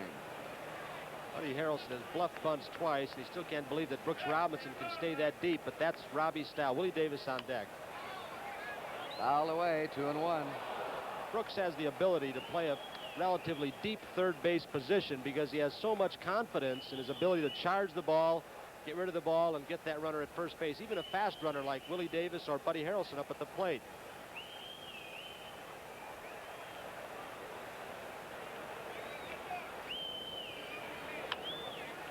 Another foul down the left field line. 2-2 to Harrelson. I don't know what there is about Brooks Robinson. Every time he plays in a World Series or All-Star game, he always has tremendous game or games. Earl Weaver, when we were sitting on the bench together as Brooks walked by, said, "Hey, Brooks, come on now, let's get up for this game. You never make the big play in the big game. When we need it, you never make it." Kind of kidding Brooks, and Brooks just smiled, and he's already made one great play. 2-2 to Bud Harrelson.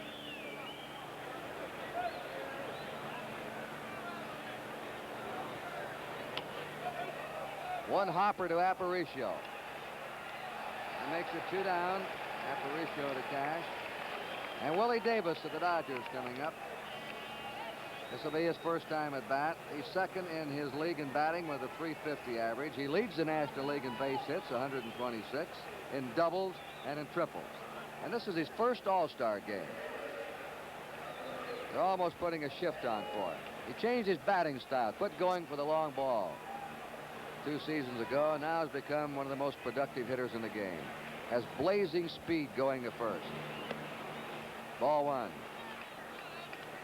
Got to wonder if he isn't going to change his batting style back to his old way, trying to pull the ball, hit the ball hard with that wind blowing out to right field. And so the way some of those balls have jumped out of here tonight. Line shot to right center.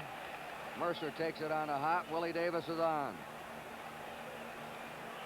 We go to the top of the National League batting order. Roberto Clemente, who replaced Willie Mays in that spot, will be up for his first time. Clemente has been the hottest batter in the majors the last 3 weeks. He's hitting .461 in his last 20 games.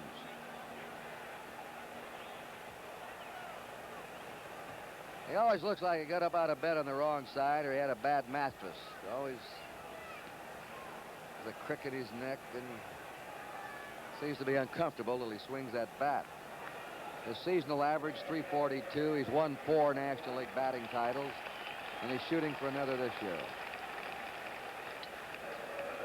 In Pittsburgh, they call him the Great One. And Roberto can also take advantage of that right field short porch and the wind blowing out. He hits the right field very well. Davis just getting back. American League ahead, 4-3. 2 down for the National. Strike. Ferguson Jenkins now starting to warm up in the National League bullpen.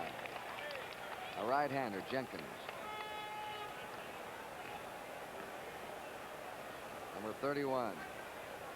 And Sanguillen guarding him in case of a line drive. Palmer has a good quick throw over to first for a right-hander.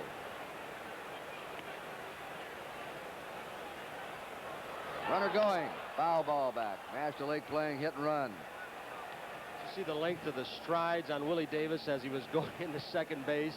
Well, you're about 20 feet long. He doesn't accelerate quite as quickly as a Buddy Harrelson or a Maury Wills, Lou Brock. Once he gets underway, he's got to be the fastest person playing the game of baseball. Although the people in Atlanta will give you an argument and say, no, it's not Willie Davis, it's Ralph Garr. 2-strike pitch. 1-2 to Clemente.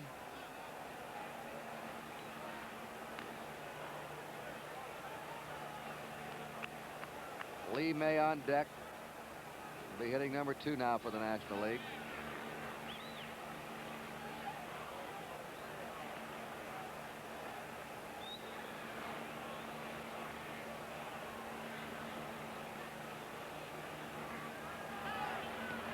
Strike 3 and a slow curve. Davis bluffed the dash, and Clemente is hot looking.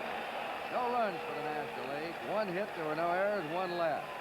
We've gone halfway, 4.5 innings. It's the American League 4, the National League 3.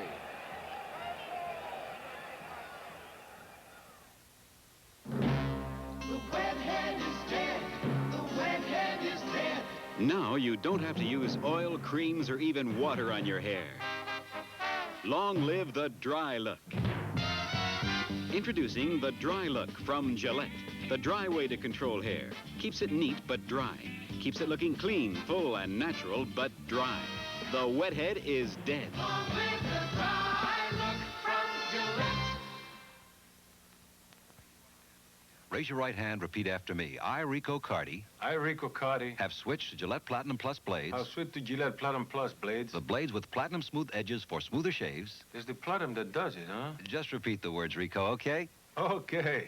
Gillette Platinum Plus, double edge or injector, both with platinum smooth edges for smoother shaves. Now say save 20 cents on this package of Gillette Platinum Plus 15s, offer good while supply lasts. Save 20 cents?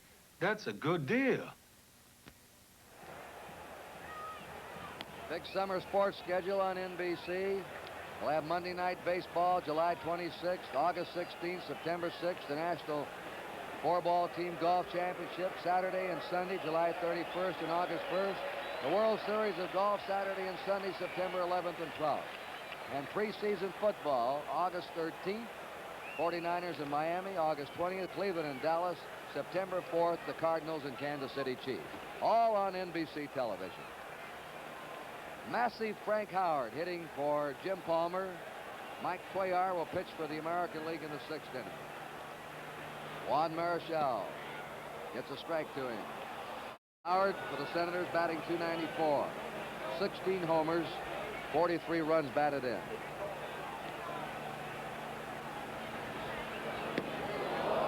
Strike 2. I asked Ted Williams once who hit the longest home runs he's ever seen, and he said Frank Howard. And he's gone from the era of Jimmy Fox right down to the present. Ball one. Ted would have loved to have seen that shot by Reggie Jackson up there in the light towers tonight. Howard has led the American League in home runs twice in the last 3 years.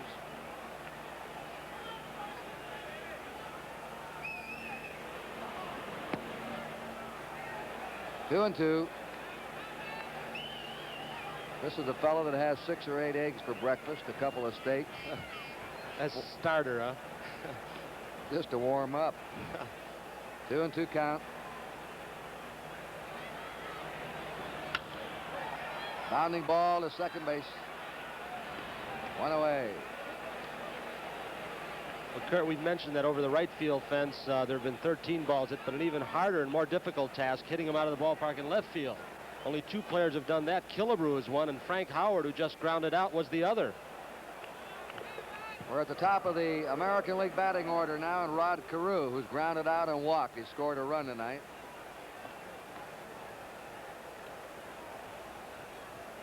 Bobby Mercer on deck. Ball 1. The American League manager, Earl Weaver, said, I don't think we have as much power in there tonight, but I like fellas like Carew and Mercer, Yastrzemski, who can peck away and get on. Foul out of play. Carew with good speed, a good bunter. Recall a couple of years ago, stole home quite a few times in one season under the influence of Billy Martin, then who was the manager of the Twins. Joe Torre, the third baseman for the National League, playing way in looking for the bunt.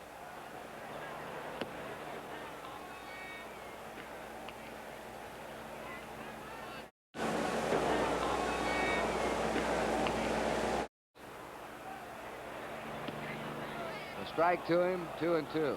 Speaking of Torrey, quite a testimony to him to start the All-Star game now as 2 different positions. 4 times as a catcher, and tonight as a third baseman. Ball 3, and he's played first base too with the Braves and with the Cardinals. 3 and 2.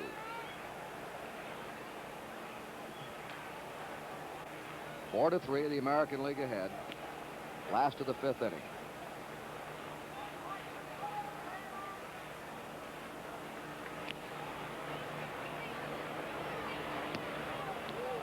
Marichal walks him.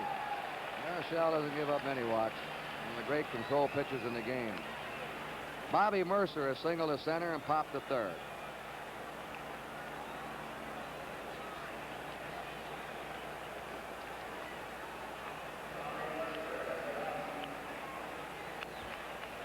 Let's watch Torrey again in his get-ready position, and look how low he gets down. That may be a Clete Boyer influence that Torrey has picked up to help him get a better jump on the ball, get more spring, get that first good quick step.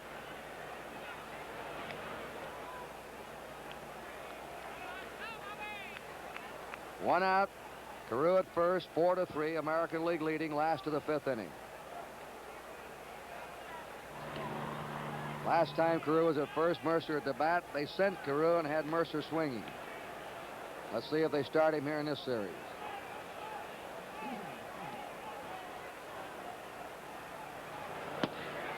Burning fastball for a strike. Marichal with a little bit of a slow delivery to home plate with that high leg kick, but he has a good quick move to first, and some say it's almost a balk. He moves that front knee and almost leans toward home plate and then changes and go to first. Off-speed pitch, took just a little off and had Mercer off his timing. 2 strikes to Bobby Mercer. What motion he had on that one. Looked like the fastball for sure.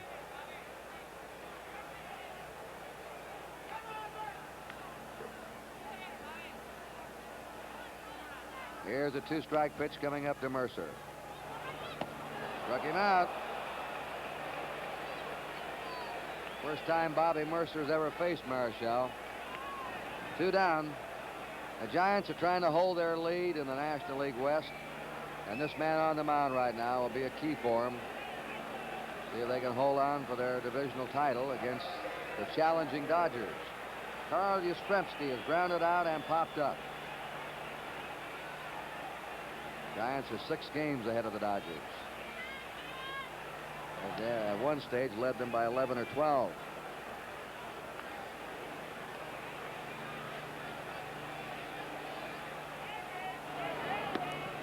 Inside to Yastrzemski for a ball.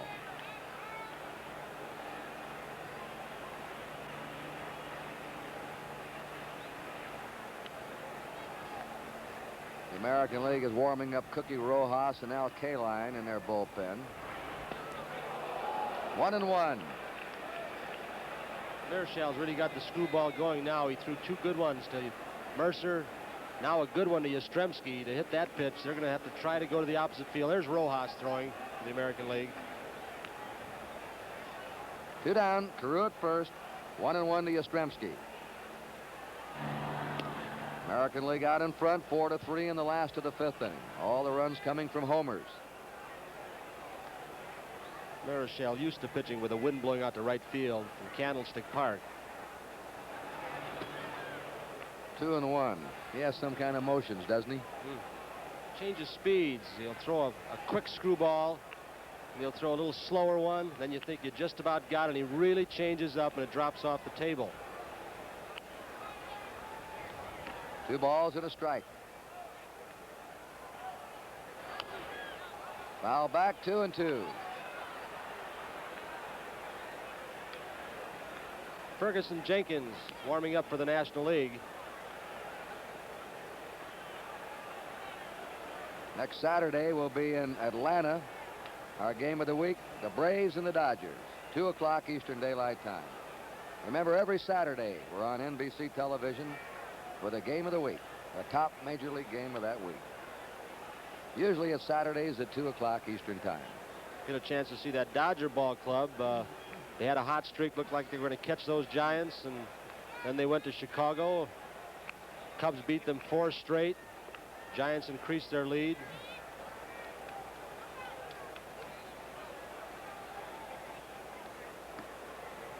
The count to Yastrzemski is 2-2. Carew at first, 2 down.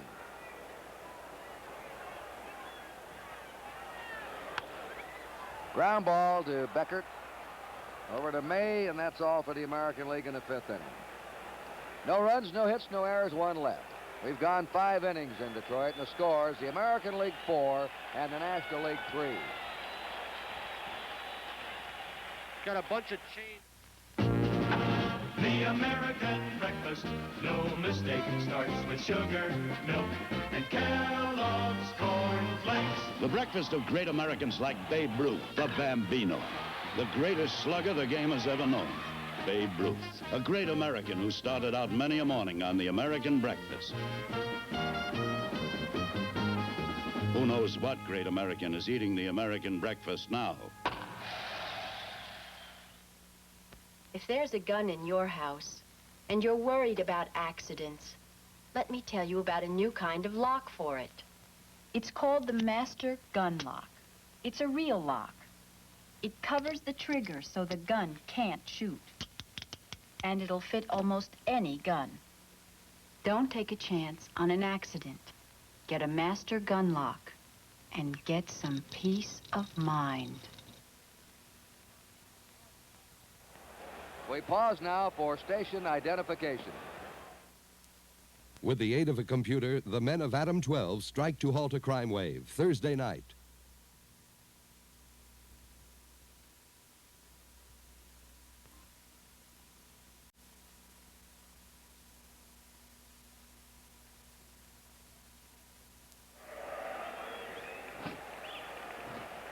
All right, we've got some changes now for the American League.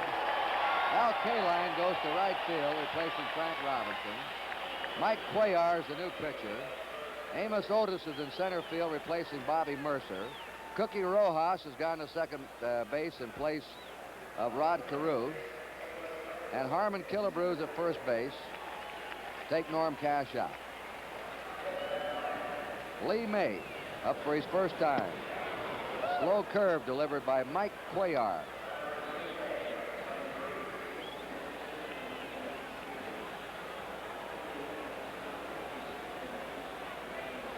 .34-year-old left-hander. 1 ball, 1 strike. Who's blossomed in one of the best the last 3 years, all in an Oriole uniform.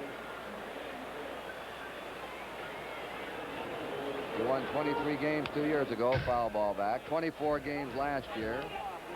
And this year, he has won 13 and lost 1. He has an 11-game winning streak since his only loss of the year on May 9th to Oakland. 2-2. His big pitch is a screwball that breaks away from a right-hander. The sneaky fastball, the curve, and he also pitches with a lot of cunning. Slow and wrap foul. Cuellar at times will pitch a ball game and throw almost 75% screwballs, but it's not always the same kind of screwball. Like Marichal, he'll throw a fast one, change up on it, one that goes down, one that just breaks away from that right-handed hitter. He varies them.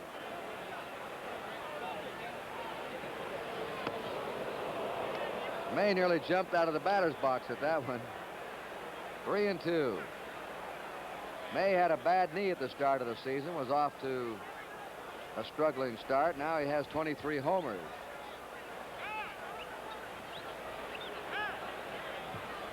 Time call.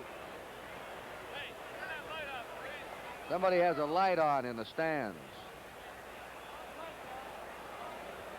Light shining in Brooks Robinson's eyes at third base, and you don't want that to happen with a hitter like May rifling him down at you. Cuellar walks Lee May in the 6th inning. The batter now, Joe Torre, who's popped up and struck out.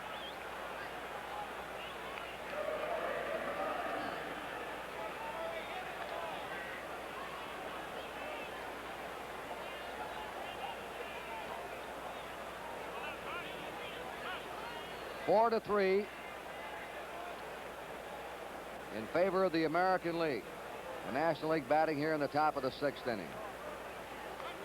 Frank Dumont went over to Sparky Anderson. Anderson called him over to find out where in the lineup the replacements in the American League, where they're going to be hitting.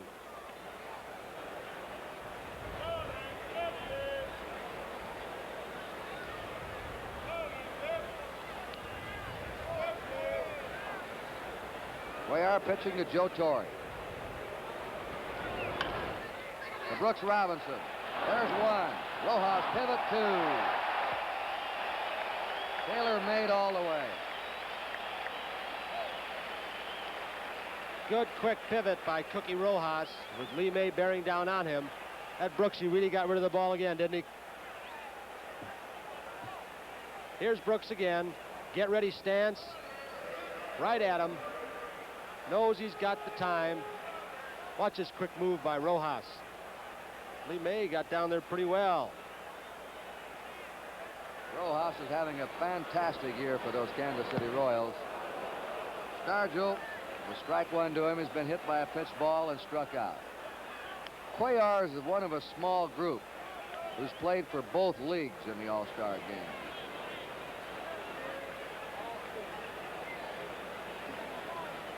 And now the National League sends Nate Colbert out on deck. He swung at it. Strike two. Colbert will bat for Marichal if he gets a chance. Stargell was really going to get out in front of that one, really try and pull it, and Cuellar threw him the extra slow one. They have the shift on, you'll note, against Stargell. 2-strike pitch to him.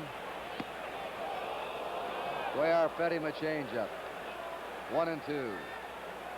Cuellar's teammates call him Crazy Horse. Native of Cuba, he looks like an Indian chief. That's where they get the name.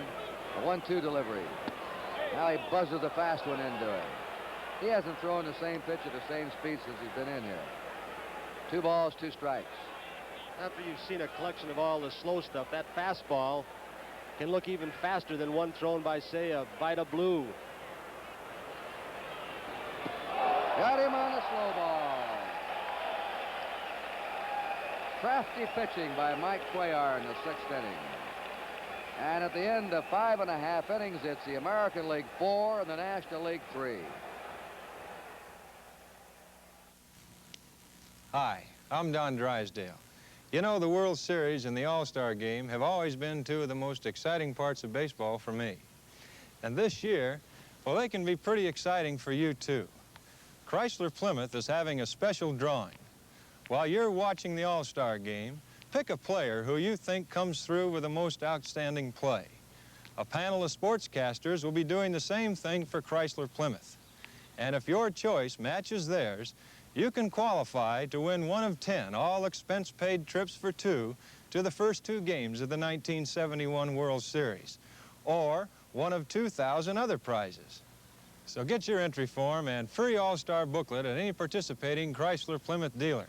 Well, that's the pitch.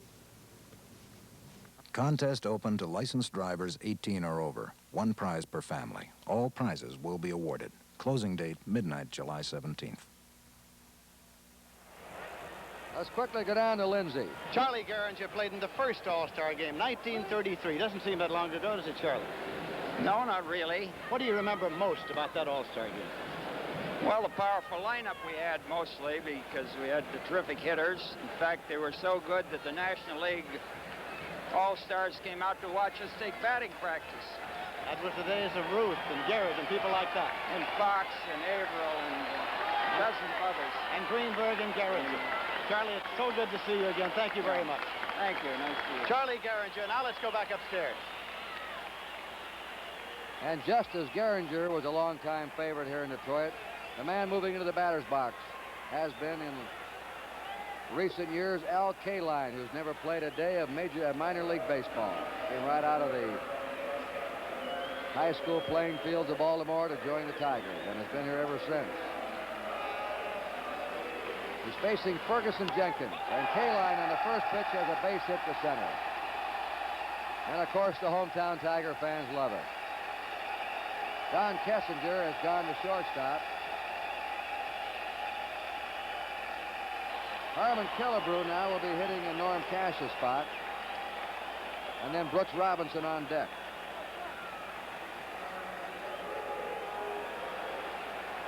The killer.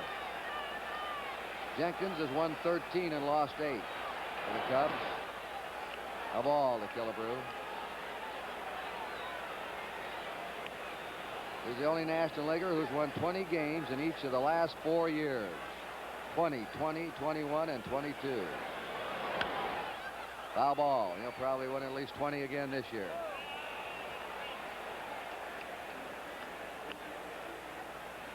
We have warm-up action in the National League bullpen. Don Wilson of Houston, who replaced the injured Larry Dierker, now warming up. The American League ahead 4-3 in the last of the 6th inning. Al Kaline at first. 1 ball, 1 strike to Harmon Killebrew. 1-2. Jenkins can be murder, as you just saw in that last pitch, on the right-handed hitters. He comes from the side with that sweeping curve, throws that crossfire fastball to catch the outside part of the plate. He's got good control.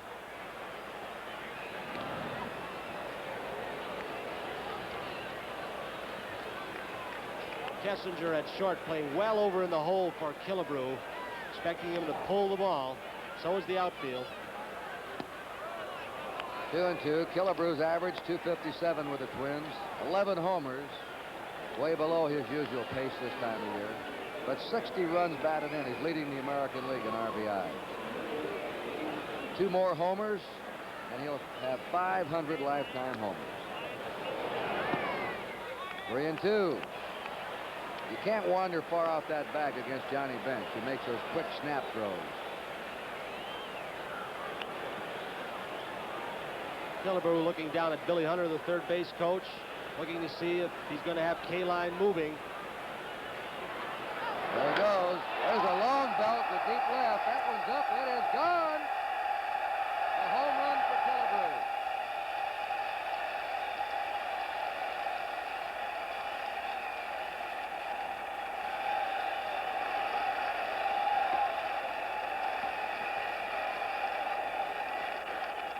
Killebrew really lifted that one, Kurt. A low sinker ball on the 3-2 pitch. Let's see him go down after this pitch. See Bench going down and inside. Ball down around the knees, inside corner. Killebrew didn't hit it as hard as a lot I've seen him hit. Amos Otis congratulating him, as was K-Line right behind him. So it's now 6-3 in favor of the American League. They've had 3 homers. The National League's had 2. Ball 1. They've had 9 runs in the game. They've all resulted from homers tonight. That's the first homer hit to left field. That was against the wind. 2-0 to Brooks Robinson. Killebrew's 3rd All-Star game home run. Brooks is grounded out and flied out. He's 0 for 2.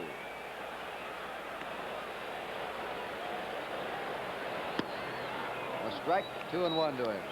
Kurt, we're getting a chance to see why the hitters love to come here. I know your old pal Ted Williams loved this ballpark. Mickey Mantle did. Roger Maris. Good park to hit in. 2-1 pitch. Line shot to center. It's a base hit in front of Willie Davis. 3 hits in a row for the American League. And Bill Freehan's a batter. That's 7 hits now for the American League. And 3 hits for the National League. And 2 of their 3 hits have been home runs. Sparky Anderson just sent Ron Sano down to the National League bullpen to see if Don Wilson is ready. It's an expensive messenger boy, wasn't it? I'll say. There's Wilson.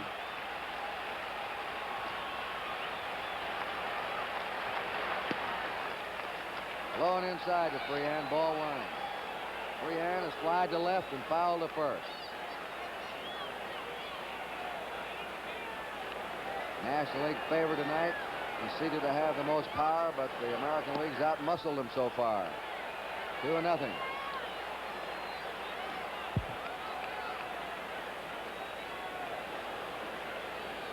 Brooks Robinson at first base.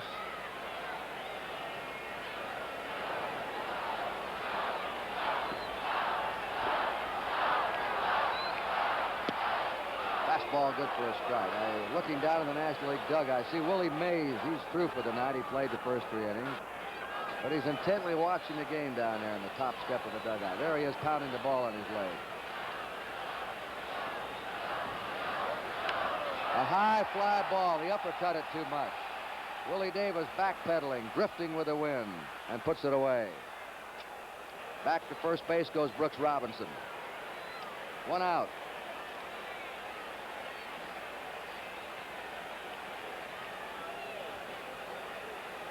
Now it's Aparicio up. Amos Otis will be hitting in the number 9 spot.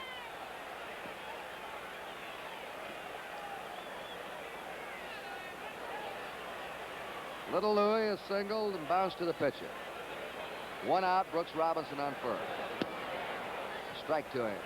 6-3, the American League ahead in the last of the 6th inning. Kurt, looking at Willie Mays down there, someday we may see him standing in that same position, managing an all-star team. Could be. A low curve, 0-2. Ferguson Jenkins, Canadian born.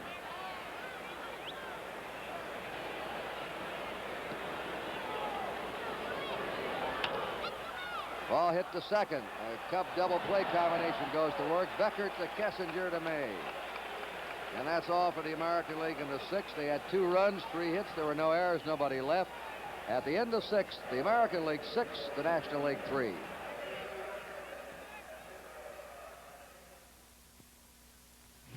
Biggs, this noisy muffler's going to ruin my wedding. It must be fixed immediately. My mechanic's off today. Come back tomorrow. I can have the right parts by next Tuesday? Yeah, but it'll take about 30 minutes. Oh, bless you. At Midas, we won't waste your time. With most cars, we'll have the muffler you need, and we'll take only 30 minutes to install it. We install mufflers for a living. We have to do a better job. When Paul Revere made his midnight ride on April 18, 1775, John Hancock and Samuel Adams were hiding in this house in Lexington, Massachusetts. Today, we're painting it with Sears Best exterior latex because it's climate formulated to last a long time. We'd like to see the house standing a long time. It hasn't done bad for a start. Sears Best exterior latex for great American homes like yours.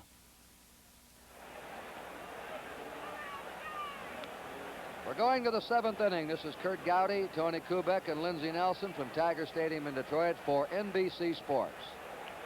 Don Kessinger will be hitting now in the number 5 spot. He's a switch hitter of the Chicago Cubs. He'll be followed by Johnny Bench and then Glenn Beckert. Kessinger with a seasonal .288 average. Mike Cuellar working on his 2nd inning. Vida Blue of Oakland pitched the first 3 innings, gave up 2 hits, but both were home runs. He struck out 3 in the 3 innings, foul back. Jim Palmer pitched 2 innings, 1 hit, no runs. Cuellar faced 3 men in the 6th, and here he is working in the 7th. Remember, the American League has lost 8 in a row to the National League. And last year they had a 3-run lead going to the last of the 9th inning and blew it. Foul back. Strike 2. The All-Star game started in 1933 in Chicago. In the early years, the powerful American League dominated it. And now in recent years, the National League has been the dominant team.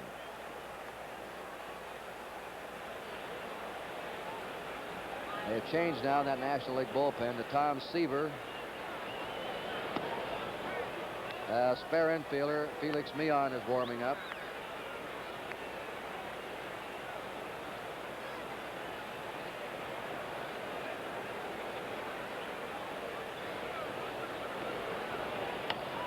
Fly ball, right field, Al Kaline there. This fellow's played his right field here better than anyone in Tiger history. He makes the play in the corner on the slice hit by a right-hander, holding the batter to a single. Normally a double against most right fielders. Johnny Bench crashed a home run in the upper deck in right center, and then hit a hot shot to third that was by Brooks Robinson. And with those card shark hands of his, he snaked it and fired over to first to get him. He's trying to bunt now on Brooks down at third. He couldn't get the ball by him in the World Series, so he's going to get it in front of him. That's not too unusual for Bench. You expect him to hit for power, but he's beaten out some bunts this year and last year too. Saw Brooks, who plays a deep third base, tried to lay it down on him. He got that one by him. Just Bench's second hit. He's hit the ball hard every time up. That puts Bench at first, 1 out. And Glenn Beckert of the Cubs coming up. We pause briefly for station identification. This is the NBC television network.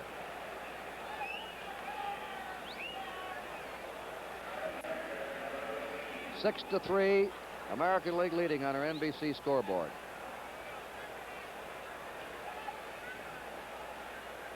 Nate Colbert has come out on deck for the National League. Glenn Beckert, the batter. Cuellar feathers one in for a strike. Tiger left-hander Mickey Lolich starting to warm up in the American League bullpen. Beckert, a good right field hitter, and Rojas is giving him a lot of room between first and second. He pops it up Brooks Robinson gives way to Aparicio. The American League shortstop has it 2 down. And here's power-hitting Nate Colbert batting now. Hitting .277. There's Lolich, a 14-game winner for the Tigers. Colbert has 19 homers, 51 runs batted in. He had 38 homers last year. Sort of unrecognized around the country as one of the best power hitters in the game.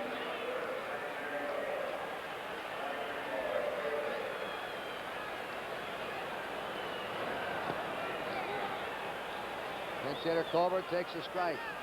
Good chance.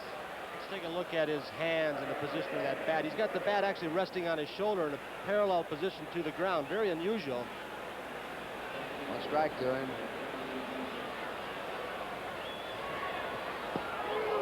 That slow curve in again. Strike 2.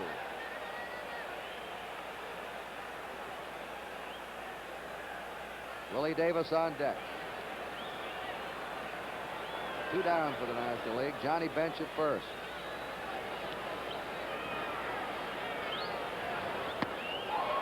Oh, there's some great pitching. 2 slow ones and got the fastball by him. He had Colbert completely off balance at the plate. No runs, 1 hit, no errors, 1 left. And now the 7th inning stretch in Detroit with a score. The American League 6, the National League 3. You better hurry, Nancy. I'm pitching today. Okay. But what are you doing? We need gas. $1 worth, please. Now for some quick starting gasoline. What? And then some detergent gasoline. Nancy, you don't have to make 3 stops. Pull in here. These are Phillips 3 for the money performance gasolines. They give you quick starts, good mileage, and cleansing action. 3 for the money. Oh, Tom, you take all the fun out of shopping. The performance guy. If you could put a plastic shield on your face, you'd have protection from nicks and cuts, but you wouldn't get much of a shave. However, now you can get a smooth, comfortable shave and have protection from nicks with this kind of shield, Gillette Foamy. Not plastic, but creamy, rich lather that actually acts as a safety shield with lubricating agents that help glide your blade. So you shave close, but you can shave painless. Yes, this is can protection from the #1 brand. Next Saturday, Tony and I will be in Atlanta, Georgia for NBC's Major League Game of the Week. Maury Wills, Richie Allen, Willie Davis, Wes Parker, some of the stars with the Dodgers, Hank Aaron, Orlando Cepeda, Ralph Garr, Felix Mion with the Braves. The Dodgers and the Braves at 2 o'clock Eastern Daylight Time right here on NBC. And every Saturday throughout the season, we have 3 more Monday night games for you, too, followed by the playoffs in the American National League, and all capped off in October by the World Series on NBC. Amos Otis now batting in the #9 spot.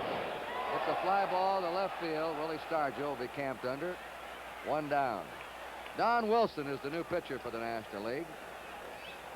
Larry Dierker had been announced by manager Sparky Anderson to represent the Astros. Dierker's shoulder tightened up, so Don Wilson replaced him.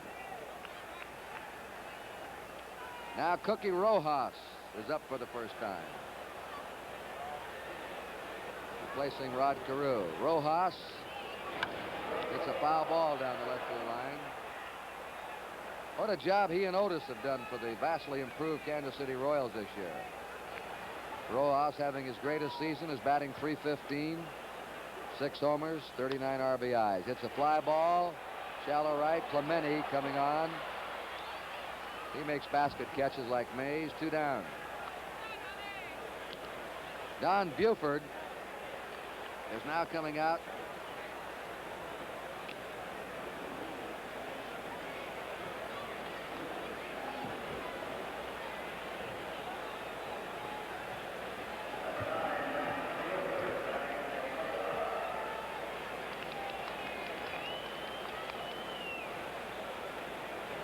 Don Buford.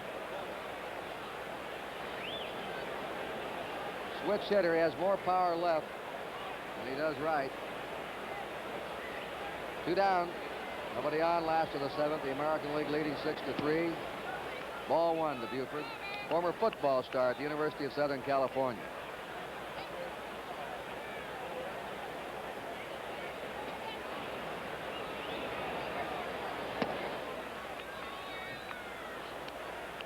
2 balls, no strikes. Buford has 13 homers so far with the Orioles. Surprise you for a little fella. Look at that swing.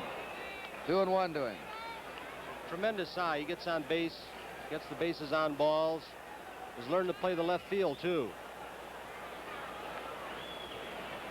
He's in the top 5 batters of the American League, hitting .314. 2-2.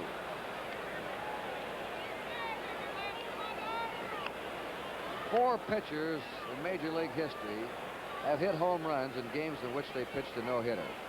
And 2 of them are here tonight. You're looking at one right now, Don Wilson. Rick Wise is the other in the National League bullpen. That's all for Buford. He's tagged out by Johnny Bench. Well, the American League's down 1-2-3 in the 7th. At the end of 7, it's still the American League 6, the National League 3.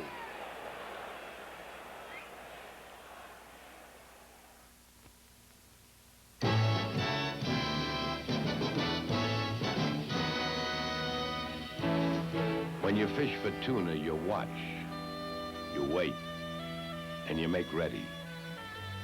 Then you spot them. Tuna! And you better get them while they're running, because you get no second chance.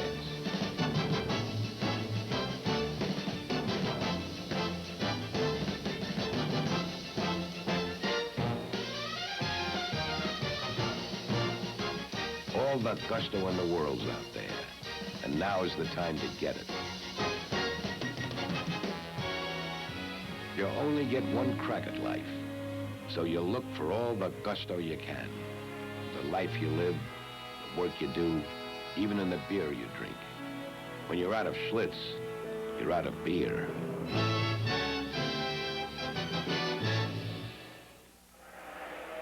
We pause now for station identification. Vic Damone, Carol Lawrence, and Gail Martin share the spotlight Thursday night at 10, 9 Central Time.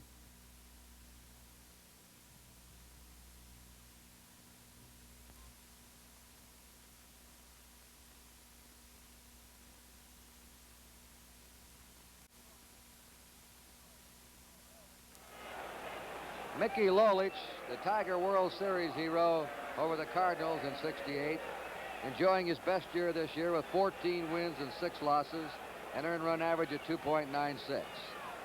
And so the National League switches now to right-handed batter Bobby Bonds in place of Willie Davis. The talented young giant outfielder has 20 homers and hitting .312. It's a strike to him. He's knocked in 57 runs. Clemente on deck at the top of the order, and then Lee May. Bonds has great speed. He strikes out a lot, but he still hits for a good average.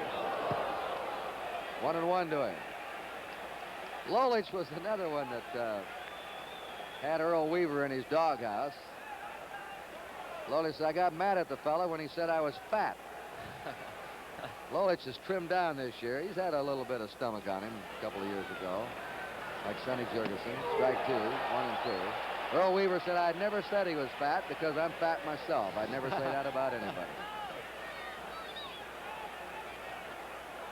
Lolich is second in the American League in strikeouts to Vida Blue. He's a strikeout pitcher. A 1-2 pitch to Bobby Bonds. Curved him, got him. 1 down. Now the American League has gradually sifted its defensive lineup on the field. They have Yastrzemski, the top left fielder in the league defensively in left. Amos Otis, a good center fielder. Kaline in right. They have Robinson at third, Aparicio at short, Rojas at second.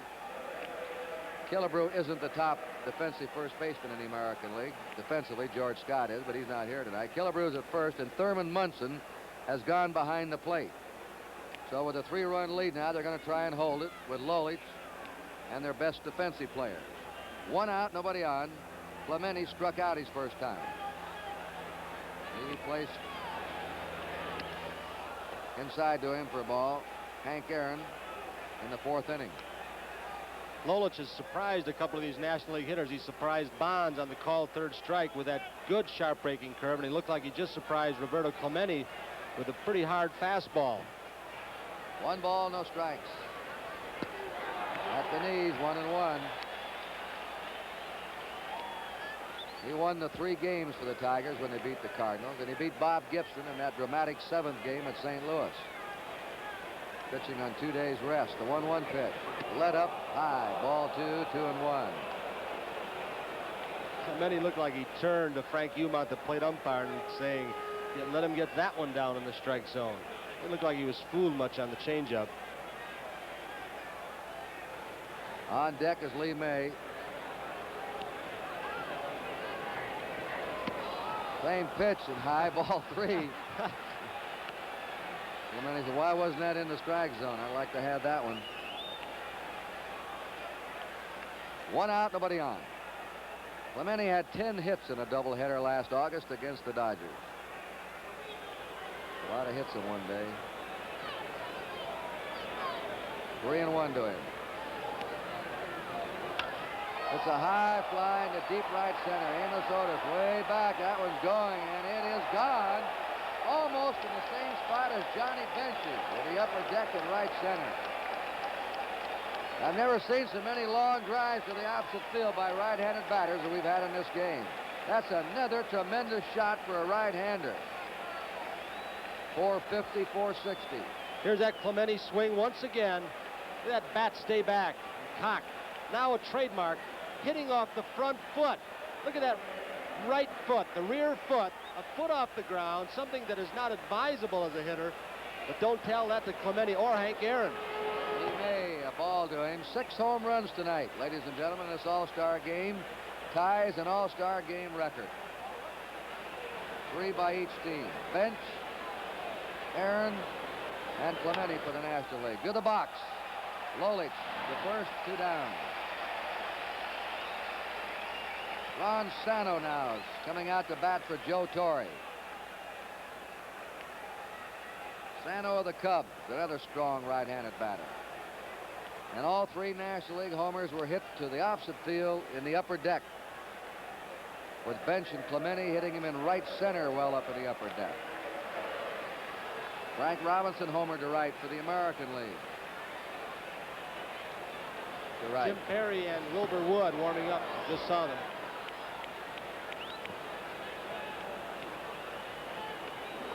One ball, no strikes.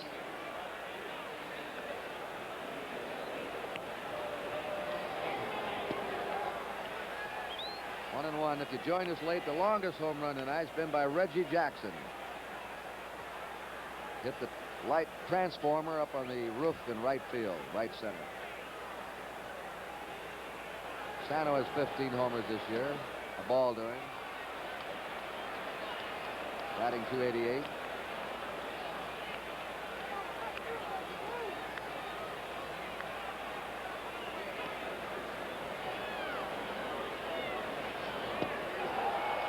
Two and two. American League leading 6-4 in the top of the 8th. 2 down for the National League, nobody on.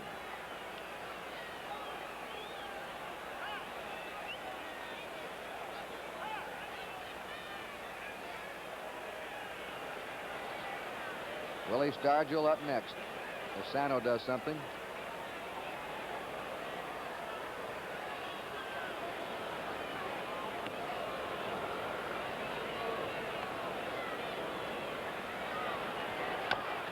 A chopper to the box. The National League is retired in the 8th. 1 run, 1 hit, Clemente's homer, no errors, nobody left. We're going to the last of the 8th inning with the American League leading 6-4.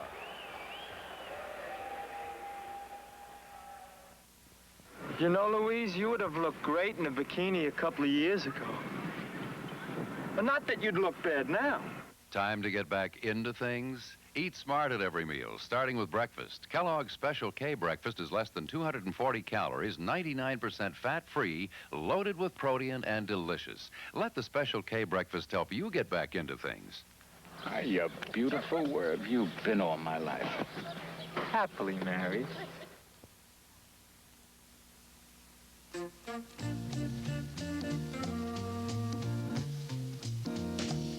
This is the car that was chosen U.S. Car of the Year by Road Test magazine.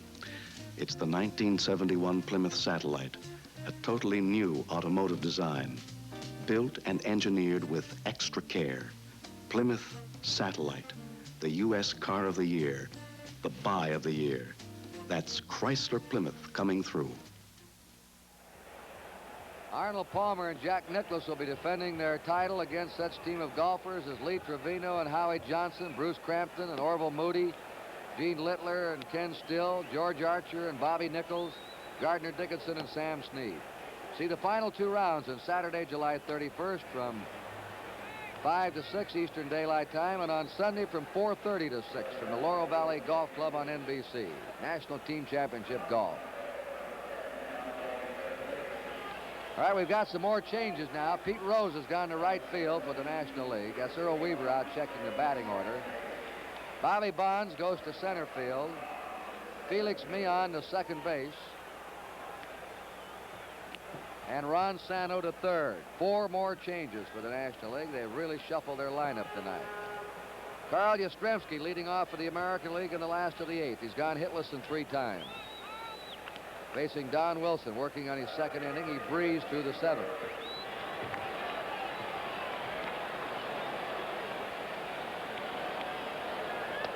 Ball 1. Andy Messersmith and Sonny Siebert, 2 right-handers, are getting ready for the American League and the 9th inning in case they're needed. 2-0 to Yastrzemski. There they are, Siebert and Messersmith.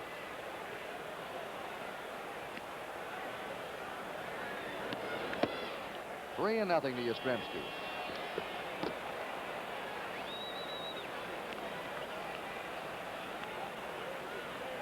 Rick Wise of the Phillies loosening up in the National League bullpen. 3-1 to him. Wilson looks quick too, Kurt. Got a good fastball. Wise warming up for the National League. He's throwing as hard as anyone tonight. Foul back of us, 3-2 to Yastrzemski.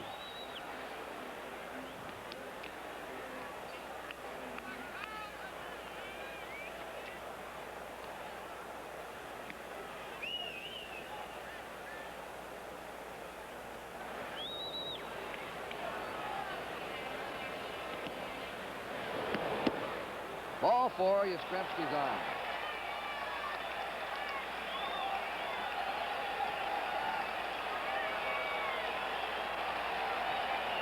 Al Kaline went up once, had a hit, and he gets a fine ovation from the hometown Tiger fans. Youngest player to ever win an American League batting title. 2 months younger than Ty Cobb was when he won his first one. The strike to him. Carl Yastrzemski down on first base is a base-stealing threat. Stealing more and more these past couple of years.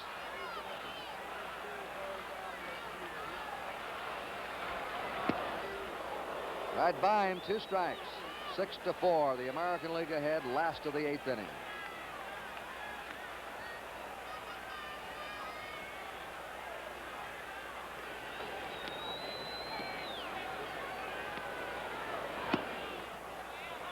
One and 2.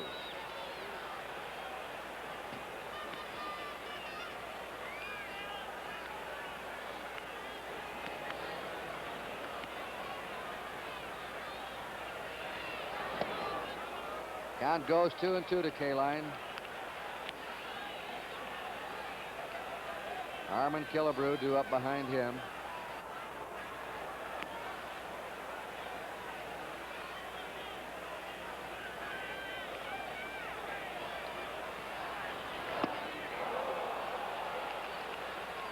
Blazing fastball by Wilson. First strikeout for him.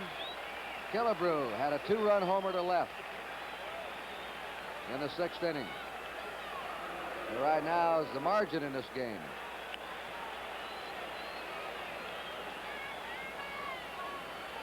When you look up here in left field, ball 1, and see that roof up there where Killebrew hit the ball over. He and Howard are the only 2 who've ever done it. It's an amazing feat.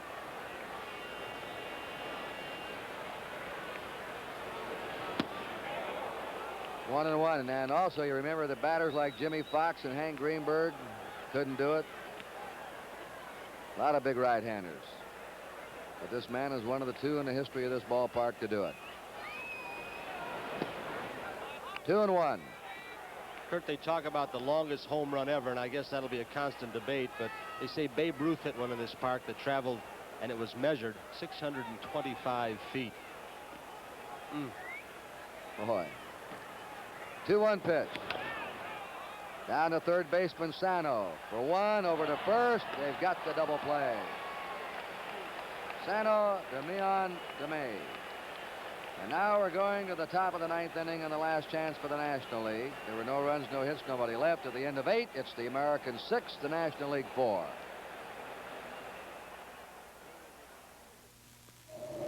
The Baja. Scene of one of the toughest races in the world. The Mexican 1000. 832 miles of rocks, ruts, and cactus. 832 miles of jolting, twisting arroyos and barrancas. What kind of tire can stand this kind of punishment? Sears steel-belted radial, the passenger car tire with flexible steel belts under the tread. For fantastic strength, traction, and mileage. This year, Sears steel-belted radials set new course records and won first place in 3 classes. The same kind of steel-belted radials that have gone over 70,000 miles on a car like yours. Sears steel-belted radial, the tire that beat the Baja. Only at Sears. Quickly down to Lindsey Nelson. Stan Musial's a very popular man. You got a big hand, Stan. Well, this is good baseball town. It's always a pleasure coming here. I tell you, things don't look too bright for the National League. Now, there's been a lot of long ball hitting. This has always been a good hitter's park. It has been. Did you play in the 51 game here? Yes, I hit one out here. Did you hit one out in the 51? Oh, sure. We always remember those home runs. Why so many home runs tonight? Well, of course, this is good, strong boys hitting, but of course the wind's a big factor here tonight. But this is a good hitter's park, really is. Stan, it's always a pleasure. All right, fine. Stan Musial, Hall of Famer. Now let's go back upstairs. The ninth inning, and Lou Brock is going to bat for Willie Stargell. He'll be followed by Don Kessinger and then Johnny Bench. Mickey Lolich now will try and hold this American League lead. They gave up a hit. That was a home run to Clemente in the 8th. Vida Blue, Jim Palmer, Mike Cuellar, and Mickey Lolich. The exact plans that Weaver announced before the game, and he's followed them with his pitching. Foul back, strike one. Brock batting .347.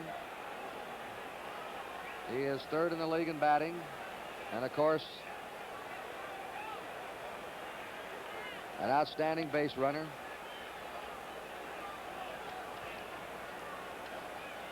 All the players, the managers, and the coaches in this game. Tries to bunt. Fast man. Good play by Lolich to get him. The ball hit squarely on home plate. That's why the big high bounce. And Lolich, in spite of what Earl Weaver says, that he's a little too heavy, made a pretty agile fielding play, getting the fleet Lou Brock. Here it is again, hitting the corner of the plate. Look at Lolich breaking quickly as we see Thurman Munson coming on. Good quick throw to Killebrew covering the bag to get Lou Brock. Kessinger flying out in his one time up. All the players each received a blue Lindy synthetic sapphire star ring for appearing here in this all-star game. White gold are beautiful. No balls, one strike. Kurt, I think we owe the commissioner some thanks, too, for including us. It's a beautiful ring. Thank you. That's right, presented by Commissioner Kuhn. 1 out, nobody on. A 2-run lead for the American League in the ninth inning. A fly ball into right field. K-Line calling for it, and they're 2 down now. The American League 1 out away from snapping an 8-game losing streak. Alan Roth, our old standby, has been our statistician again tonight and our stage manager. Returning to his native Detroit, Jim O'Gorman. Tom Dawson, director of TV and radio activities for the Major Leagues, and Joe Reichler, director of public relations. Charlie Feeney, president of the National League, and Joe Cronin, president of the American League. We thank them, along with Commissioner Bowie Kuhn, for their cooperation. Johnny Bench has hit the ball hard each time. A home run. A hit taken away from him by Brooks Robinson, and he singled to left. It's 1 strike to him. The National League is going to lose this one if this pop-up is caught. Brooks Robinson up on the mound. It's all over. The American League finally wins one. 8 games in a row they'd lost. They lost 12 of their last 13. But here in Tiger Town tonight, on home run bats and good pitching, Vida Blue gave up the 3 runs in the first 3 innings, but he's the winner because the American League came up with 4 runs in the last of the 3rd. So Vida Blue was a pitcher of record. He gets the win, and Doc Ellis is the loser. And the final score, the American League, 6 runs, 7 hits, and no errors. The National League, 4 runs, 5 hits, and no errors.